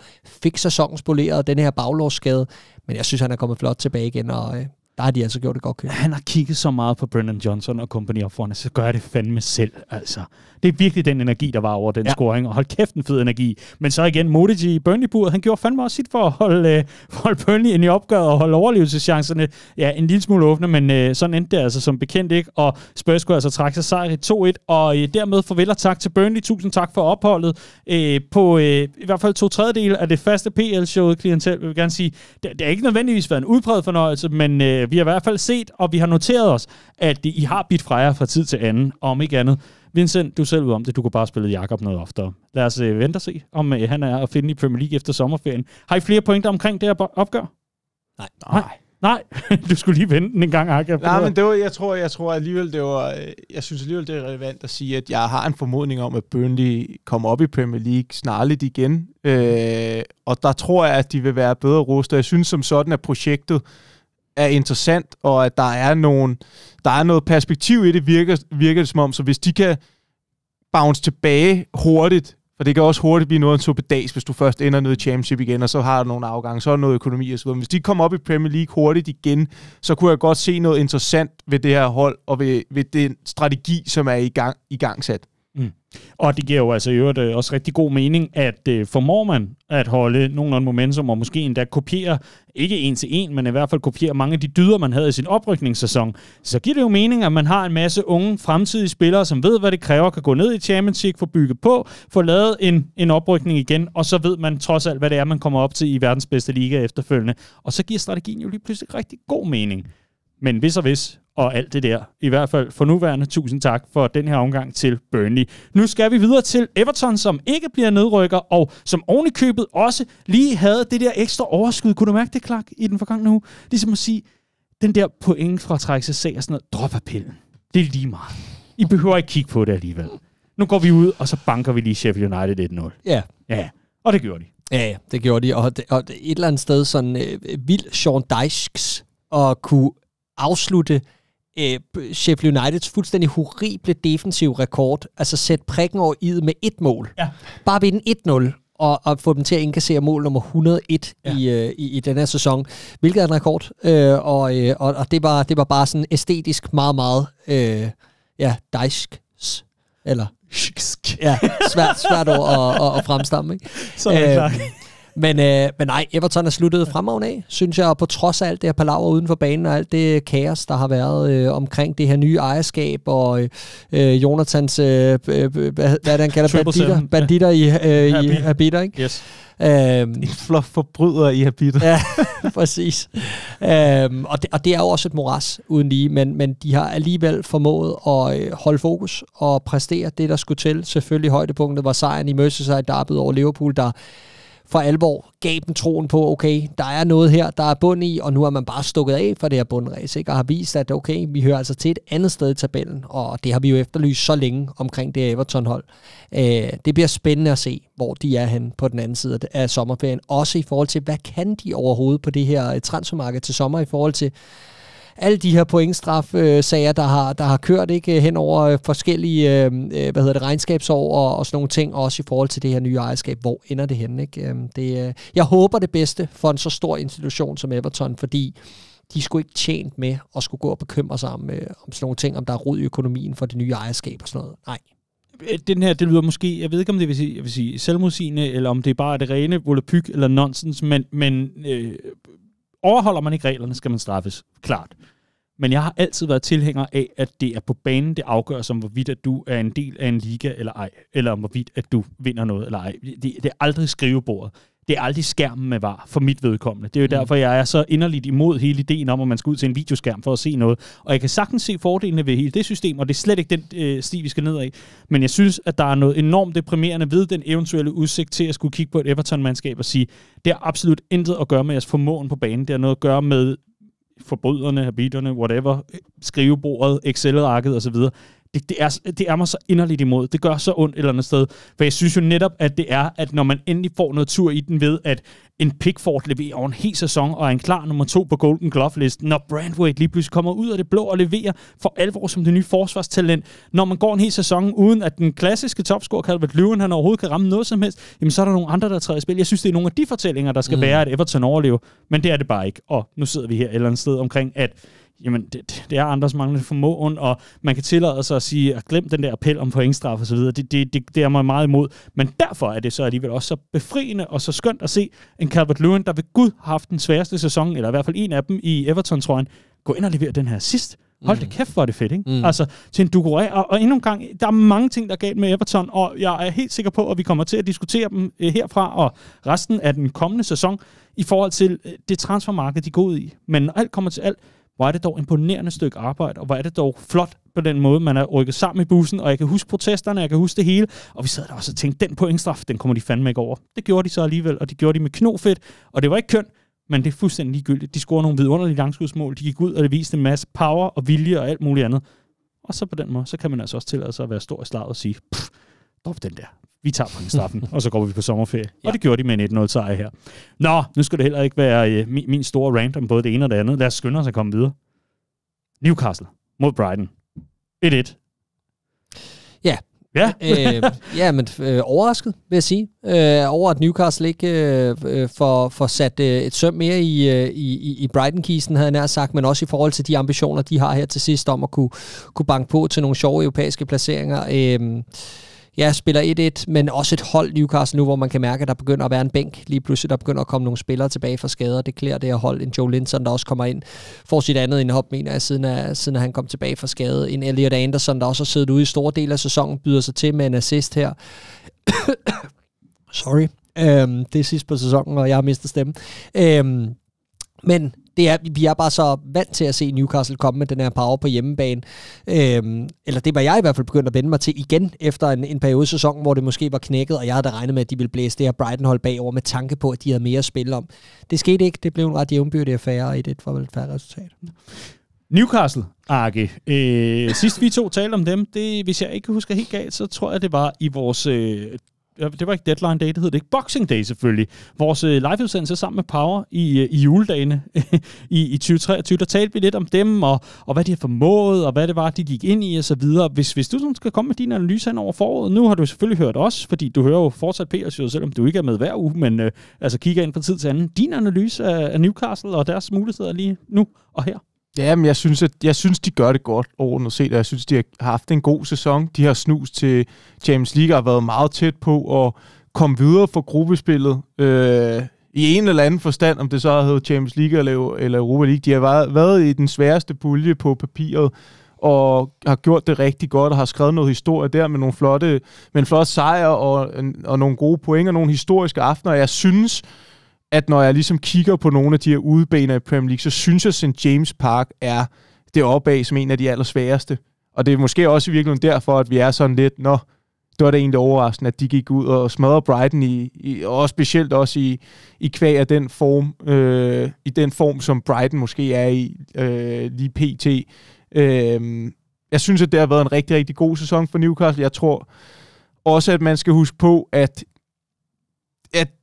der stadig mangler lidt, før at de skal op og være... At man kan forvente, at de vil være en fast bestanddel af top 4. Der synes jeg nok ikke, de er lige nu.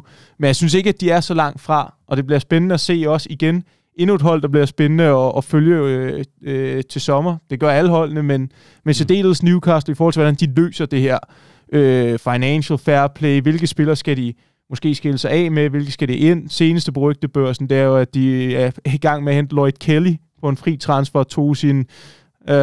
Adebayor, tror jeg, at han er efternavn udtalt sådan for Fulham, hvilket nok er til bredden, må vi nok også sige, men måske også kan gøre, at de kan sælge nogle spillere for nogle penge, som kan generere noget kapital. Så det bliver interessant at se, hvordan de løser de udfordringer, fordi det er næste led for dem, det er at få noget mere kvalitet ind. For det var også den point, som jeg i hvert fald nævnte til Boxing Day showet, at Dan Burn can take you this far. Altså, du skal have noget med lidt mere kvalitet, hvor at, det er gode spillere, det er firmaets mænd, det er loyale soldater, men du skal have nogen, der kan lidt mere end det. Og undervejs skal du ikke miste midt i opbygninger, og den her spændende opbygning, der har været i Newcastle med alle de her kvalitetsspillere, der er blevet hentet ind undervejs, så må du ikke miste den attraktivitet, du ligesom havde, da de kom til undervejs, og derfor er det bare så vigtigt at bygge på med det europæiske gruppespil igen til næste sæson, og derfor er deres finish på den her sæson utrolig vigtigt, og ja, det redder nemlig hele billedet af sæsonen, det er også enig i med de her højdepunkter, der var med sejren over PSG selvfølgelig som den største, men også bare med nogle flotte resultater. Jeg tænker på et cup run, der var udmærket selvfølgelig med sejren over Sunderland i FA-cuppen, men også med 3-0 på Old Trafford hen over efteråret, var tæt på at gå langt i Liga-cupen og så videre, men har egentlig haft de der højdepunkter, så når man dykker ned hen over sæsonen, kan man så slutte af med det europæiske gruppespil for anden sæson i træk, så er det lige pludselig det større billede, og netop det her med, at der kommer noget kapital ind, som er vigtigt at opretholde i forhold til netop at kunne bygge næste led, men også de her smarte signings, som du siger, fordi det er vigtigt, at du kan holde på dine Guimaraes, at du kan holde på dine Isak, at du kan holde på de der typer.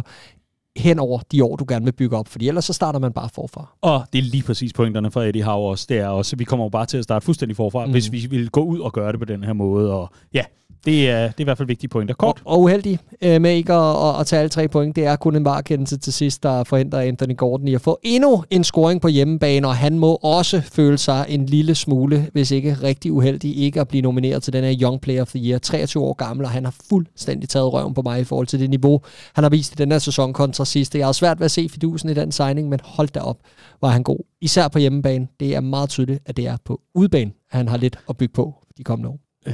Glemte vi ham, da vi sad og skændtes om Englands landsholdsudtagelse til EM? Det er meget muligt. For poppen. Så er vi ikke meget bedre end Premier League. Nej. Præcis. Så er vi også bare banditter i habitter. Ja.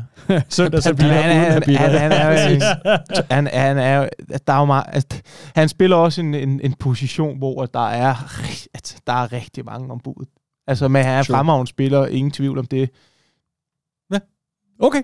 Apropos landsholdsudtagelse, så kan vi jo godt kalde det The Southgate Derby, fordi det var Solanke mod Ivan Toney. Hvis vi tager Bournemouth-Brentford, hvor Brentford altså trækker sig sejrigt 1-2 på udebane. Hallo, mand. Og uden scoring til Toney, så på den konto, der vandt Solanke altså 1-0. Mm-hmm. Ja, og lidt af en scoringskrise, Ivan Toney er gået ind i på et lidt skidt tidspunkt i forhold til hans ambitioner om et klubskift, ikke? Er vi tilbage i midten af februar? Ja, sådan noget lignende. Ja, hvor han sidst scorede i ligasammenhæng. Ja. Altså. Jeg tror, han har scoret for det engelske landshold i en pause eller sådan noget. Ja, og det er det. Men det er jo det, Southgate kigger efter. Så det er klart. Hallo, det er klart. Intet problem. Nej, men altså bare sådan en sommerferiekamp, ikke? Altså, og det stank der langt hen ad vejen.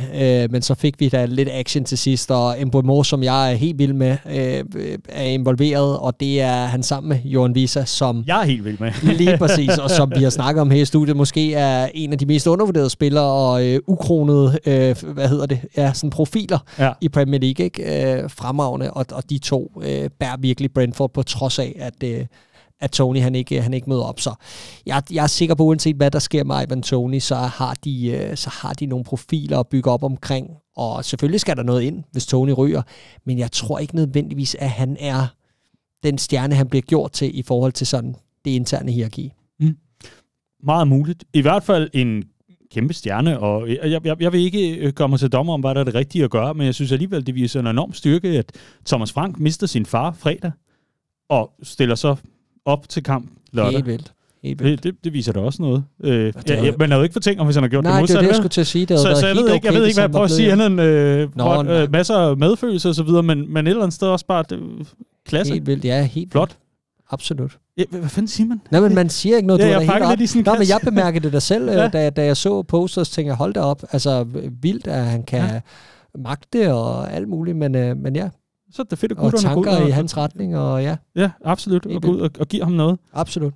Det lander et super mærkeligt sted. Nej, men jeg er helt med på, hvad du mener. Jeg retweetede den også, og havde ikke nogen kommentarer derudover. Jeg var bare sådan, det skal da videregives. Ja, respekt, mand. Absolut. Yes. Og tanker til Thomas og rest in peace, Preben. Ja. Frank. Og hallo, mand. Det er sgu da meget godt resultat at få med sig, trods alt, midt i al modgangen. Og jeg kan stadig ikke lade være med at tænke på. Ja. Nå, ja, nej. Jeg prøvede lige at redde dig ud af den. Men jeg prøvede nemlig at redde mig selv ud af den her. Ja. Det er ikke engang, fordi vi... Dominic Solanke. Ja. Dans. Nej, mest af alt, at Brentford på trods af sejren stadig ligger under Everton, som oven i købet har sagt, vi dropper den her pelsag. Ja. Altså, som oven i købet har fået fratrukket point. Fortæller også lidt om, at Brentford er trådt til i det rigtige tidspunkt af sæsonen, ikke? Fordi det var med nedadgående spiral for deres vedkommende. Men Arke, du har stor fidus til dem efter sommerferien, har du ikke? Til Brentford? Ja. Det man kalder en curveball. Jeg var faktisk lidt, jeg var jo lidt lunken med Brentford, inden den her sæson startede. Og jeg synes, at jeg var lidt i tvivl om, hvor de var henne. Og de har også haft deres udfordringer. Jeg tror, de er blevet klogere. Det meget står falder også på, om de stadig har så kompetent en træner som Thomas Frank efter sommeren. Det har de højst sandsynligt. Og de skal nok overleve igen. De skal nok spille. Men jeg tror, det der med de store ambitioner, som de selvfølgelig skal have, er jeg ikke så sikker på, at det er der, at de kommer til at ligge. Jeg har større forventninger til Bournemouth næste sæson, end jeg har til Brentford i forhold til det spillermateriale, der er. Der synes jeg, at der er bygget noget rigtig spændende op. Kigger også på endnu et svært navn, Ilya Sabanje, som er en giga-interessant spiller. Du har bare en masse unge spillere, der er på vej frem. Alex Scott, du har en Dango Utara, du har en Semenyo, Solanke, som spiller godt, selvfølgelig ikke helt lige så ung som de andre, men altså, der er en base af spillere, en god alder, Milos Kerkez også. Kerkez, ja. Der er ramt nogle spillere, som er i en rigtig, rigtig god alder, og som har fået det til at fungere tidligere end forventet måske, under en dygtig træner. Derfor har jeg store forventninger til dem næste sæson i forhold til, hvad de kan lægge på. Især med tanke på, hvad der er blevet gjort med en Dominic Solanke på den korte bane for Niraola. Det synes jeg er helt vildt interessant. Og ja, han er i spil til den her engelske EM-trup, laver et fremragende mål i det her opgør. En Marcos Senesi nede i bagkæden, som har været involveret i 9 mål. Altså, en centerback, altså, som ligger som partner til Sabani. Jeg synes, det er et glimrende markerpar, og en spiller, der sagtens kan lidt med fødderne også. Det er et godt fodboldhold, Bournemouth, og jeg er helt enig, der er en god base, og det bliver spændende at se i næste sæson. Vi skal selvfølgelig afrunde med det sene lørdags kick-off, fordi på den måde så er vi færdige med runden. Ja, vi er godt klar over, at der er en mandagskamp, men den kan vi jo ikke sidde og behandle her søndag aften, og det er jo selvfølgelig Aston Villa, der hjemme tager imod Liverpool i ret spændende opgør, må man sige. I hvert fald i forhold til dine udregninger om motivation på det ene og det andet og det tredje. Jeg tror, man skal være Arsenal-fan for at forstå den udregning, men jeg lader dig i hvert fald leve med den, Akke. Den skal du have lov til at have for dig selv. For den konto, der skal vi alligevel også lige have afrundet runden, og det skal vi selvfølgelig med Nottingham Forest, der jo sin vis jo faktisk fik reddet til en sæson mere, i og med, at West Ham steppede op i deres anden halvleg mod Luton på hjemmebane her. Fordi man gik ind, og man leverede virkelig en flot indsats for Nottingham Forest vedkommende, men det er jo fuldstændig lige meget, fordi Luton kan ikke indhente dem. Det kan de ikke.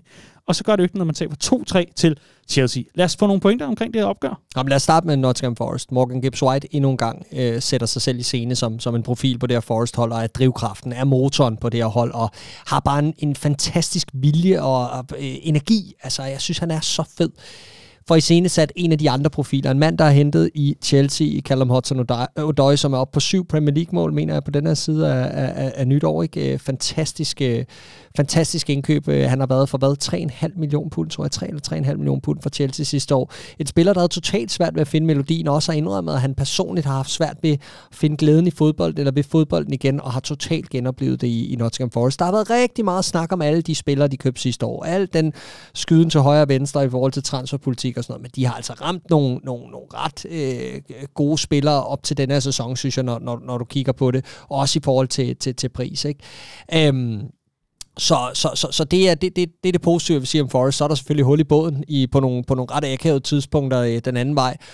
Og det skal Chelsea i særdeleshed også have kredit for i det her opgør. De splitter op med nogle ret gode aktioner. Jeg tænker Mudryks mål som det første rigtig godt sat ind, men også en virkelig flot aflevering af Cole Palmer, den helt store profil på det her Chelsea-hold. Så synes jeg, der er flere, der stepper op. En Caicedo spiller bedre og bedre i øjeblikket. En Raheem Sterling har fået meget kritik for en endnu en undervældende sæson. Det ved jeg ikke helt, om jeg er enig i. Jeg synes også til tider, han har haft sine momenter og har leveret slutprodukt. Gør det også her på et vigtigt tidspunkt. Og så er det bare utrolig udslagsgivende, at Chelsea har fået en bænk lige pludselig. At de har fået spillere tilbage fra skade, og at de lige pludselig kan bruge den bænk til at ændre kampforløb. Og det synes jeg, Pochettino har formået, siden de var bagud på Villa Park for nogle uger siden. Og der begynder lige pludselig at være noget over det her Chelsea-hold, og det kan eddermame gå stærkt i Premier League og i fodbold helt generelt. Og det er det også gjort for Chelsea, og jeg må indrømme, at jeg er mere eller mindre ved at vende på en tallerken her. Jeg kan godt se, at der er liv i det her Pochettino-projekt. De ligger nummer 4 i det her kalenderår, 2024, når du gør det op. De spiller mere om en europæisk placering her til sidst. Der er tydeligt tegn på noget udvikling i nogle individuelle spillere. Også Nicholas Jackson, der er blevet skarpere foran kassen. Om han er løsningen på den lange bane for Chelsea på 9. position, det er jeg ikke nødvendigvis sikker på, men han har i hvert fald vist, at han har en rolle at spille. Og så en Reece James, der kommer ind fra bænken og selvfølgelig leverer den kvalitet, som vi ved, han kan. Og det slutprodukt, han har et glimrende indlæg til det afgørende mål, efter at have siddet ude, hvad der minder om 6-7 år. Ikke? Altså det er... Ja, jeg synes, der blæser nogle mere positive vinde ind over Chelsea i øjeblikket. Jeg ved godt, det blev langt, men jeg synes lige, det var vigtigt at få med, at jeg tror, de er bedst tjent med at blive sammen med Pochettino en sæson mere. Okay. Arke, deler du den opfattelse, eller har projektet du nogle andre tanker? Projektet har brug for ro. Ja. Men nu skal Arke lige have ro til at svare her. Arke, dine tanker om Chelsea? Jeg tvivler lidt mere, og det gør jeg også, fordi jeg synes, det kommer... Og det ved jeg ikke, om man nogensinde kan kalde det, men jeg synes, det kommer lidt på en billig baggrund i forhold til, hvor dårligt de også har været den her sæson. Jeg synes virkelig, det har været skidt også i perioder. I størstedelen af perioden i forhold til, hvad er forventningerne også? Og det er jo også det, som man måske skal kigge på i forhold til næste sæson. At jo, jeg ser da Chelsea som seriøs contender til at spille med om top 4-pladserne. Men det er jo ikke der, Chelsea de, ser dem selv, og det er heller ikke der, de skal ligge. De skal jo højere op i forventningsafstemningen. Jeg ser dem ikke have kvalitet til mere end det næste sæson heller, på trods af det, som de måske har vist de sidste par kampe. Der er heller ikke, vi skal heller ikke lang tid tilbage, før det bliver splittet fuldstændig ad på Emirates, og hvor at det hele det sejler fuldstændig, og hvor jeg slet ikke kan se nogen rød tråd i projektet. Så jeg er ikke helt lige så optimistisk omkring Chelsea, som du er, Clark.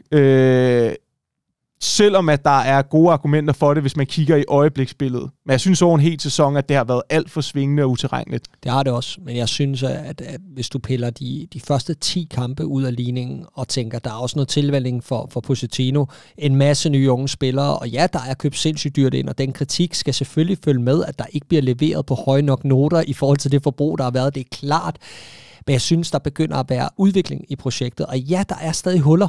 Altså, der er stadig de her udfald, som er svære at forklare, men jeg synes, de bliver færre, og jeg synes, de er gode til at rejse sig på bagkanten af det her. Og det, jeg måske tager allermest med her til sidst, er, at i og med, at der er kommet flere spillere tilbage fra skade, synes jeg, han formår at bruge bænken bedre på sin, han formår at bruge truppen bedre, han formår at vise, at han også har noget taktisk at byde ind med. Jeg siger ikke, at han er løsningen på den lange bane nødvendigvis, men jeg synes også, at det har været svære arbejdsvilkår for ham sådan helt overordnet. Og han er blevet dømt meget, meget hurtigt, både os, der sidder her, men også bare helt generelt på grund af det forbrug, der har været i Chelsea. Både op til, at han kom til, men også i forlængelse af det. Og jeg er i tvivl om, hvor meget han egentlig har skulle have sagt i forhold til hele rekrutteringsdelen. Så jeg tror bare, at det her hold, et ungt hold, har brug for noget ro på nuværende tidspunkt, og en mulighed for at vise, at den her udvikling kan tages et skridt videre.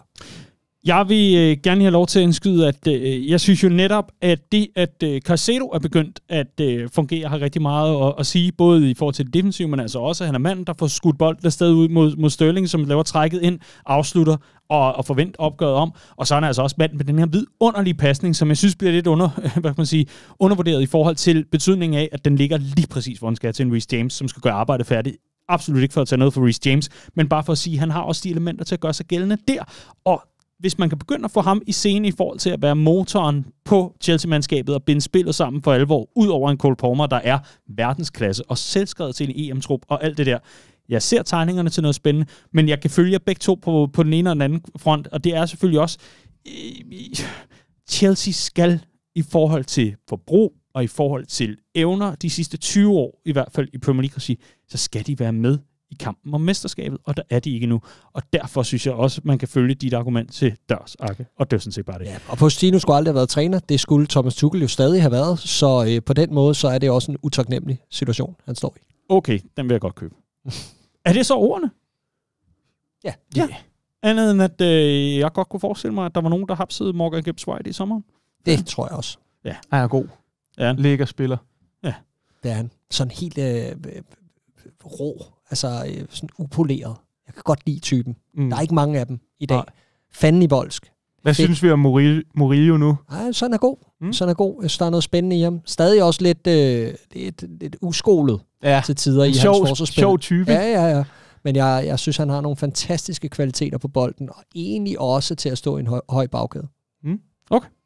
Jamen, så synes vi, at det var de sidste ord for den her omgang. Og med de ord, så tror jeg faktisk, at vi skal rykke videre til det, vi glæder os til uge efter uge sammen med The Old Irish Pub. Det bliver tid til denne uges Cheers. Cheers. Præsenteres af The Old Irish Pub. Og sammen med The Old Irish Pub, der går vi altså ind i den sidste uge med Premier League fodbold. Men betyder det så, at jeg ikke kan komme på pub og se fodbold? Selvfølgelig betyder det ikke det. Der er jo stadigvæk FA Cup-finale, der er altså også Champions League-finale, og lige om lidt så står EM altså for døren, og der kan du hurtigt ende med at være fuldstændig indlagt til at se både den ene og den anden, og den tredje og den fjerde gruppekamp og alt muligt andet. Old Irish Pub er et rigtig godt sted at se fodbold, bare med at komme afsted. Ikke mindst fordi, at du i den kommende uge kan gøre brug af PL-poppen, ikke også, Clark? Jo, det kan du nemlig. Så gå ind og download The Old Irish Pubs app, og find PL-poppen inde i appen under settings. Så slutter du til den, skriver koden, som står på vores sociale medier, som jeg stadig ikke har lært endnu, men den kan jeg da lige finde frem. Så bruger du koden, når du 18-15, tror jeg. Men det er også lige med, jeg nævner den om lidt. Brug koden, så er du med i PL-poppen, så får du 10% på menukortet, og en gratis øl eller sodavand, når du møder ind til Premier League fodbold. Sådan. Så det er altså den kommende uge, det sådan for alvor skal gøre brug af i hvert fald den gratis sodavand. Og husk, du skal være fyldt 18 år for at tilmelde dig. Bare lige endnu en omgang, inden at nogen kommer efter os. Og koden er 1815 61 96. Super. Det er jo det, ja. Præcis. Så alle går og siger til sig selv. Og det var koden hvad? 1815 61 96. Stærkt. Lad os komme til denne uges tiers, hvor jeg i den grad skal love for, at folk byder ind med nomineringer på kryds og tværs af deres egne tilhørsforhold. Det er dejligt, men vi skal altså starte med West Ham, hvor Christian Rosenmeier, gamle ven af programmet, skriver tak for alt, Mois, op- og nedtur, men det vil forhåbentlig blive det, som de fleste husker tilbage på, når vi ser på din tid i klubben. Tak for de gode år i Europa, og en sidevogn til Øffy. Godt at se ham på banen igen. Og så er der altså et billede af David Moyes, der giver sin far medaljen over hovedet, da de vinder Conference League. Skønt. Vi skal også have Zane Luthi og Jonathan på banen her, fordi Zane han skriver, den går til taget på Old Trafford, der giver rengøringsholdet en fridag, og det er altså bare, det pisser ned i Manchester og på Old Trafford, og det vælter ind med regn overalt. Gå ind og find billederne og videoerne og alt muligt andet. Dejligt tirs, og jeg synes, den passer meget godt til det der med bare at tage et ordentligt skyld, simpelthen. Også over Old Trafford. Så kan man tænke lidt over, måske var det på tide at få gjort noget ved det stadion. I don't know. Det kunne meget vel være. Der er ikke nogen, der er tjent med, at det vælter ind med regn, når man betaler de penge, man gør for at se fodbold. Vi håber, at Jonathan han huskede en paraply. Vi rykker videre, fordi vi skal selvfølgelig have Jakob Blatt Froergaard, som skriver, Reece James efter 150 dage ude, og alt han skulle bruge var 2 minutter på banen for en game-winning assist. Form is temporary, class is permanent. Jeps.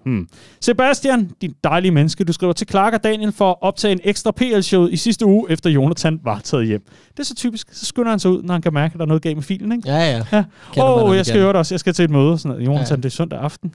Du skal hjem og binge-watch rejseholdet eller noget. Vanvittigt menneske. Vi skal også forbi, og det er her. Jo, Sebastian, fordi det er fandme sjældent, at jeg ser hans navn i forbindelse med Tiers nomineringer. Amrabat, der spiller en god kamp, hvilket selvfølgelig er nok til United vil købe ham. Og det var de Tiers nomineringer, vi har fået ind på PL Shows X eller Twitter-profil, om man vil, ud over FPL. Banana, som skriver Glasner, han har skabt en dræbermaskine. Og det var det sidste, jeg havde at sige på Twitter. Arke, du skal have lov, i og med, at du er særlig gæst i den her uge. Hvad vil du gerne skåle for i den uge? Ja, men jeg synes da også, at det Crystal Palace lige pt. Er... de skal da have min cheers. Det er jo fremragende, det som de har leveret. Ikke kun den her weekend, men også de sidste par kampe. Og det lover virkelig, virkelig spændende, og virkelig godt for The Eagles. Så spændende at se, om de kan komme ud med samme udtryk til næste sæson, og om de kan nappe den famøse 10. plads her på faldrebet. Ja. Dejlig nominering. Det var godt, Arke. Tak for den. Vi skal over på Instagram, og der har vi Anton Funder, der skriver, at man kan stille sig ned med lukkede øjne og stadig få 3 point mod United. Jeg ved ikke, hvad det betyder på den konto. Oliver Sørensen, han skriver, at vi skal da skåle for Van de Room, som viser sig som måske skarpeste angriber i PL. Og så skriver Lars P.T. Larsen, skriver, skål for at lægge Burnley-bashing i graven. Det bliver sat med savnet. Så skal vi have Nora på banen. Han skriver, Chelsea, en stærk slutspurt, hvor vigtige point bliver hentet. Dog lidt sent, synes han. Arbil, han har ros til, at vi får lavet podcasten her sidste uge. Tak til alle i den retning. Selvfølgelig, det var aldrig til diskussion. Vi så bare en anden i øjnene og sagde, igen, okay, så gør vi det igen. Og tak endnu en gang for alle de venlige tanker, der er blevet sendt i vores retning på den konto. Og så skal vi have Anton Svendsen, som har en rigtig, rigtig god nominering her til sidst, at Arsenal ikke har tabt til Big Six-hold i denne sæson. Det er sgu meget godt. Og følger det hele til dørs. Uanset hvad der måske, så har man spænding ind til sidste spildag, og det er trods alt noget. Ja. Clark, din nominering i denne uge? Min nominering i denne uge går til Wolverhampton. Har I set den kampagne, de har lavet for, at man skal tale højt om sin... altså hvis man går ind med noget og har nogle problemer, altså mental health, den her kampagne, de har lavet imod både det, men også den høje selvmordsrate, der er i UK. Ja. Hvis ikke man har set den, så ligger den pindet inde på Wolverhamptons profil op øverst. Og jeg så godt, den gik rundt, og jeg havde en masse gøremål på dagen, hvor jeg ligesom stødte på den. Men så blev jeg ved at støde på den på de sociale medier, og det er sådan en video, der tager 10 minutter, og du ved, det der attention span, man har som menneske, bliver jo mindre og mindre, så man har ikke altid lige 10 minutter, man gider at sætte af til at koncentrere sig om en video. Kæmpe anbefaling herfra. jeg tog mig selv i at sidde 3,5 minutter inde i den her video og stortude. Altså, jeg kunne slet ikke styre det. Fuldstændig fantastisk budskab og en meget, meget menneskelig nede på jorden video, som netop lægger op til, at hvis man går og går med nogle problemer og går med noget, man gerne vil sige højt, men ikke føler, man har nogen at tale med om det, så er der altid nogen, der gerne vil lytte, og det er virkelig illustreret meget, meget simpelt, meget, meget fint, og det kan jeg kun støtte op om. Virkelig smukt. Ja, find de 10 minutter, eller også så i hvert fald få rakt ud. Det er endnu en gang rigtig, rigtig vigtigt. Det er sådan set nærmest ligegyldigt, hvem du rækker ud til. Det er bare med at få det gjort, og rigtig, rigtig fin anbefaling. Tak. Sloganet øverst i videoen hedder Please don't suffer in silence, there's always somebody that will listen. Og lad det være ordene i hvert fald. Det synes jeg var en rigtig god slutnote. Og endnu en gang kan vi altså lige gøre opmærksom på, at du kommer i hvert fald aldrig til at se fodbold alene på den her konto. Vi er i hvert fald også klar hver uge her i PL-showet regi, og jeg ved altså, at der er rigtig mange, der har den her interesse omkring fodbold, og det er en rigtig god samtale-starter. Så man skal aldrig være bange for at gå hen og spørge om, hvad synes du om startomstillingen, eller synes du ikke, det skal stå 3-0 i stedet for, eller hvad ved jeg. Det er altså også en rigtig god mulighed for at komme i snak med nogen. Og selvfølgelig professionel hjælp, hvis det endelig er. Der er rigtig mange gode muligheder rundt omkring. Det kræver virkelig ikke den store evne inden for Google-søgninger eller andet for at få fundet de rette telefonnumre og internetsider. Mere er der ikke at sige om det. Må jeg sætte et punktum på den der? Ja, det må du i hvert fald. Tak. God anbefaling, Clark. Tak skal du have. Det synes jeg virkelig. Vigtigt budskab. Og så vil jeg bare lige runde den her del af, vil jeg bare sige, apropos alt muligt andet, så er det i hvert fald værd at sige, at man kan komme og sidde og se fodbold på The Old Irish Pub. Endnu en gang tak til dem for at være med ombord. Nu skal vi videre i showet herfra. Endnu en gang ind forbi Wolves profil her også. Og ja, lad os komme videre i showet herfra. I hvert fald så er det blevet tid til denne uges Match of the Week sammen med Power. Match of the Week er sponsoreret af Power, hele Danmarks elektronikgigant. Og Power har altså 9 års jubilæum, og det fejrer de i den grad med skarpe tilbud hver evig eneste uge. Det er bare med at holde øje med Power-avisen, som kommer ud, og selvfølgelig med i hjemmesiden. Ikke mindst fordi, at de hver uge, mandag kl. 15.15 hver uge, der har de altså et nyt skarpt tilbud. Det var jo en Airfryer i den forgangne uge. Så har det altså været alt muligt andet godt, for eksempel headset. I den her uge, der vil jeg godt lige komme med et lille festival-hack. Mm-hmm. Det er jo ikke fordi, at alle er lavet af penge og alt muligt andet. Det er bare, vi ved, at sommeren kommer, og der går måske lidt fadel og glæde i den og alt muligt andet. Så er det meget godt. Ikke at have en burner-telefon, men at have en festival-telefon, ikke? Du sidder op på dig til din psykopat. Ikke noget. Okay. Jeg siger, hvor man skal have en festival-telefon. Okay. Har du ikke haft en dumbphone med på festival nogensinde før? Det har jeg ikke. Nej, okay. Fair nok. Men det er vi nogle andre, der har. Okay. Fordi så er det bare at ringe og sms'er, det er det. Men Power har faktisk et rigtig godt festival-hack her i den her uge. Det er mig, der framer den sådan her, ikke? Det er simpelthen, at man kan få en Motorola Moto smartphone med 128 GB for 650 kroner. Altså til halv pris. Aha. Så for 650 kroner, der kan du få en smartphone, der er både kamera og alt muligt andet. Det er altså ikke fordi, det er sådan helt Doro og mormors telefon med knapper på størrelse med tallerkener og sådan noget. Det er ikke det, vi er ude i. Du kan få en smartphone til 650 kroner. Okay. Det er måske meget smart. Ja. I hvert fald, det kan du mandag kl. 15.15. Har du haft sådan en burner-telefon med på festival? Nej, jeg tænkte på sådan noget Nokia og Sony Ericsson, der man kun kunne spille Snake. Ja, legende. Og man stadig ved at trykke flere gange på et-tallet, hvis man skulle over på C. Ja, sådan. T9-tastaturet, mand. Ja. Det var tider. Bring back Snake. Nå, ja. Det er fuldstændig anden snak. I hvert fald, så er det et af de rigtig mange skarpe tilbud. Det var bare lige... Det er en meget, meget god måde at frame det på, ikke? Jo. Eller også, hvis du lige har mistet din mobil, fordi du har været et botnakke, eller været uheldig, eller alt muligt andet, så kan du få en billig mobil til 650 kroner. Var det sådan, den skulle være præsenteret? Ja, jeg synes faktisk, at du kommer fint omkring. Godt så. Det er i hvert fald bare et af tilbudene. Gå ind på Power.dk eller et af Power-varehusene og tjek det hele ud. Jeg hørte bare den gifte mand snakke om en burner-telefon, og så blev jeg lidt bekymret, Daniel. Det behøver du ikke at være nervøs for. Jeg er alt for kedelig til den slags. Nå, vi skal videre, fordi her i PL-showet, der har vi altså et vidunderligt spil sammen med Power, som hedder Fixtures. Og Clark, du er vores Fixtures-minister. Det er, og det er jo faktisk ret dårlig timing, at vi har Arke med denne her gang, fordi han har jo ført nærmest hele sæsonen. Men er jo blevet overhalet i vores interne liga af dig, Daniel, så klap på skulderen til dig for det. Jo, tak. I ligger jo side om side, og det kan jo stadig godt nå at blive ret dramatisk på sidste spilrunde. Jeg tror, der er 14 point, der adskiller jer 2, hvis ikke jeg tager fejl. Ja, 14 point, 430 til Daniel, 416 til dig, Jakke. Men op i toppen af tabellen, der er det altså en Tottenham-fan, der er stukket af. Og det er Thomas, som har ført de sidste uger i streg. Thomas Lund Nielsen, der ligger på 529 point. Han har slået hul ned til 2 Arsenal-fans, Andreas og Markus på 507 og 501 point. Og så ligger Christian, der er Liverpool-fan, 498, og Mathias, der er Arsenal-fan, på 498 lige så. Vinderen af runden, det er Nora Martens. Han er Chelsea-fan, og han har fået 58 point. So far. Det var ham, der var med i vores tirsnomineringer. Okay. Stærkt. Double up. Sådan, man. Well done, Nora. Stærkt. Hallo, mand. Dit navn er der alle steder lige nu. Nå, hvor meget fik I for den her runde selv af point? Indtil videre? Indtil videre 25. Ja.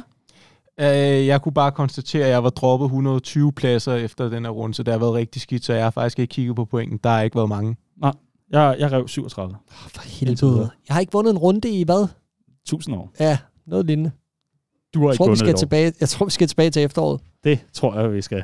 Nå, i hvert fald i forhold til fixtures og Match of the Week, det er jo lidt misvisende, for det er jo Matches of the Week. Gør I det igen? Ja, for det er vores spil. Ikke også klart? Jo, det gør vi nemlig. Så vi har valgt at lave dobbelt op. Vi kører ikke en midtugekampe her i run-innet her, fordi det bliver for rodet. Så vi har selvfølgelig fuld fokus på den her sidste spillerunde, som løber af stablen på søndag den 19. maj her i Pinsen, hvor vi alle sammen skal slutte af med maner og sige tak for en god sæson. Jeg ved ikke, hvor I skal se fodbold. Jeg ved godt, hvor du skal se fodbolddagen, for det skal vi sammen.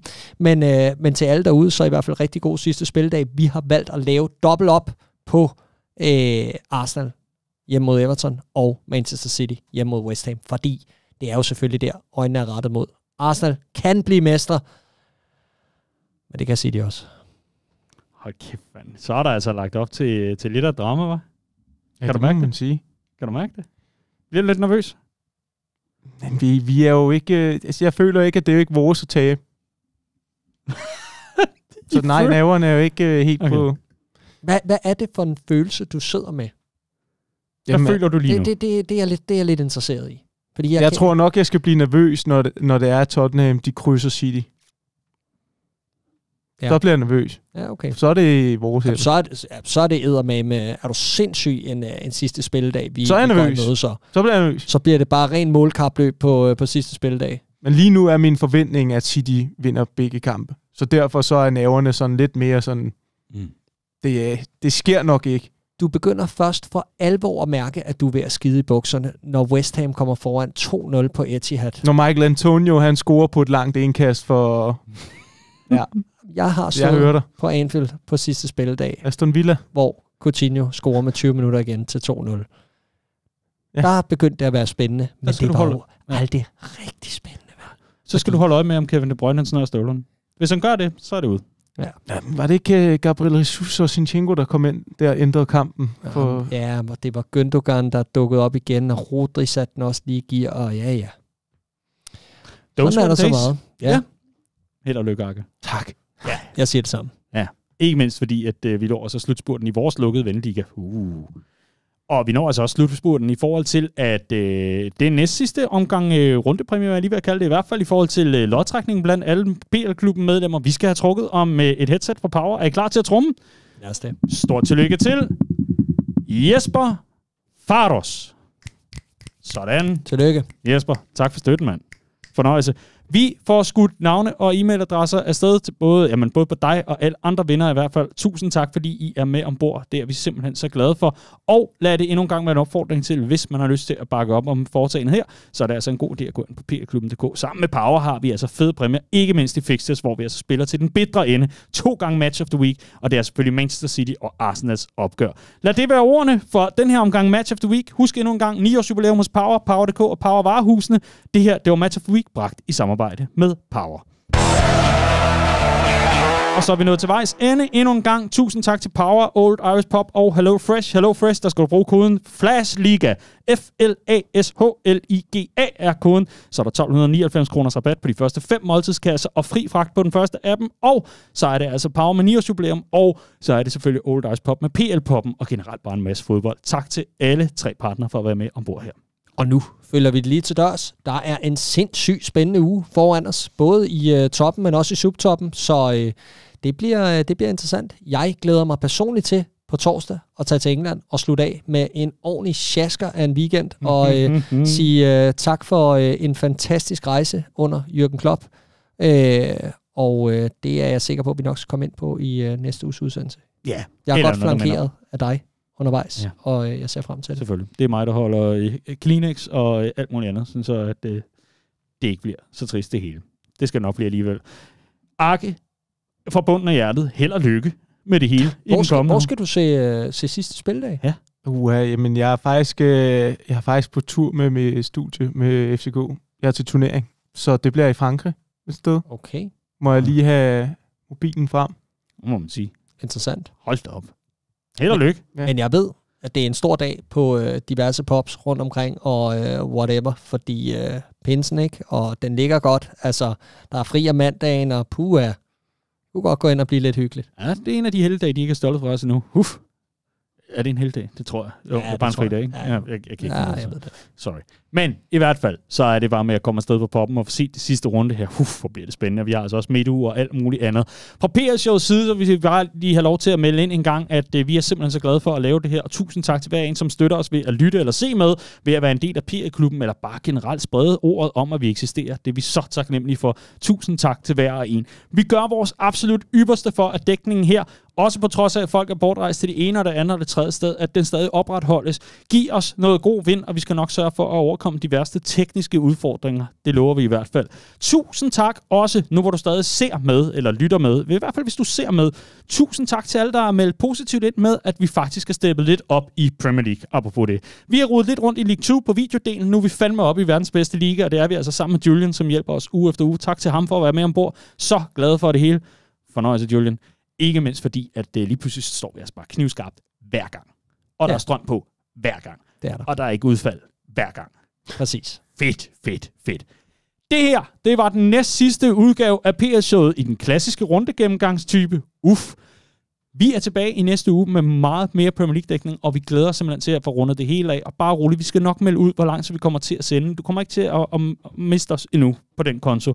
Men husk nu endnu en gang, at sende nogle mønter afsted efter det, du godt kan lide, og husk at holde ved de ting, du godt kan lide. På den måde, så kan vi altså fortsætte lang tid endnu.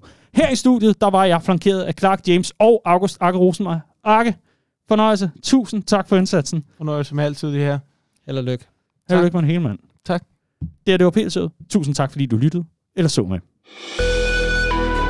PL-showet er produceret af Kvartrup Media, der også producerer NFL-showet, Golf-showet og Born Unplugged. Podcast, du skal abonnere på, ud over PL-showet. NFL-showet giver dig alt om den amerikanske fodbold. Golf-showet er for dig, der elsker profgolf, og Born Unplugged er den politiske ugerevy, du ikke må undvære. Find de mange podcasts der, hvor du lytter til PL-showet. Vi er tilbage på mandag. Tak fordi du lyttede med.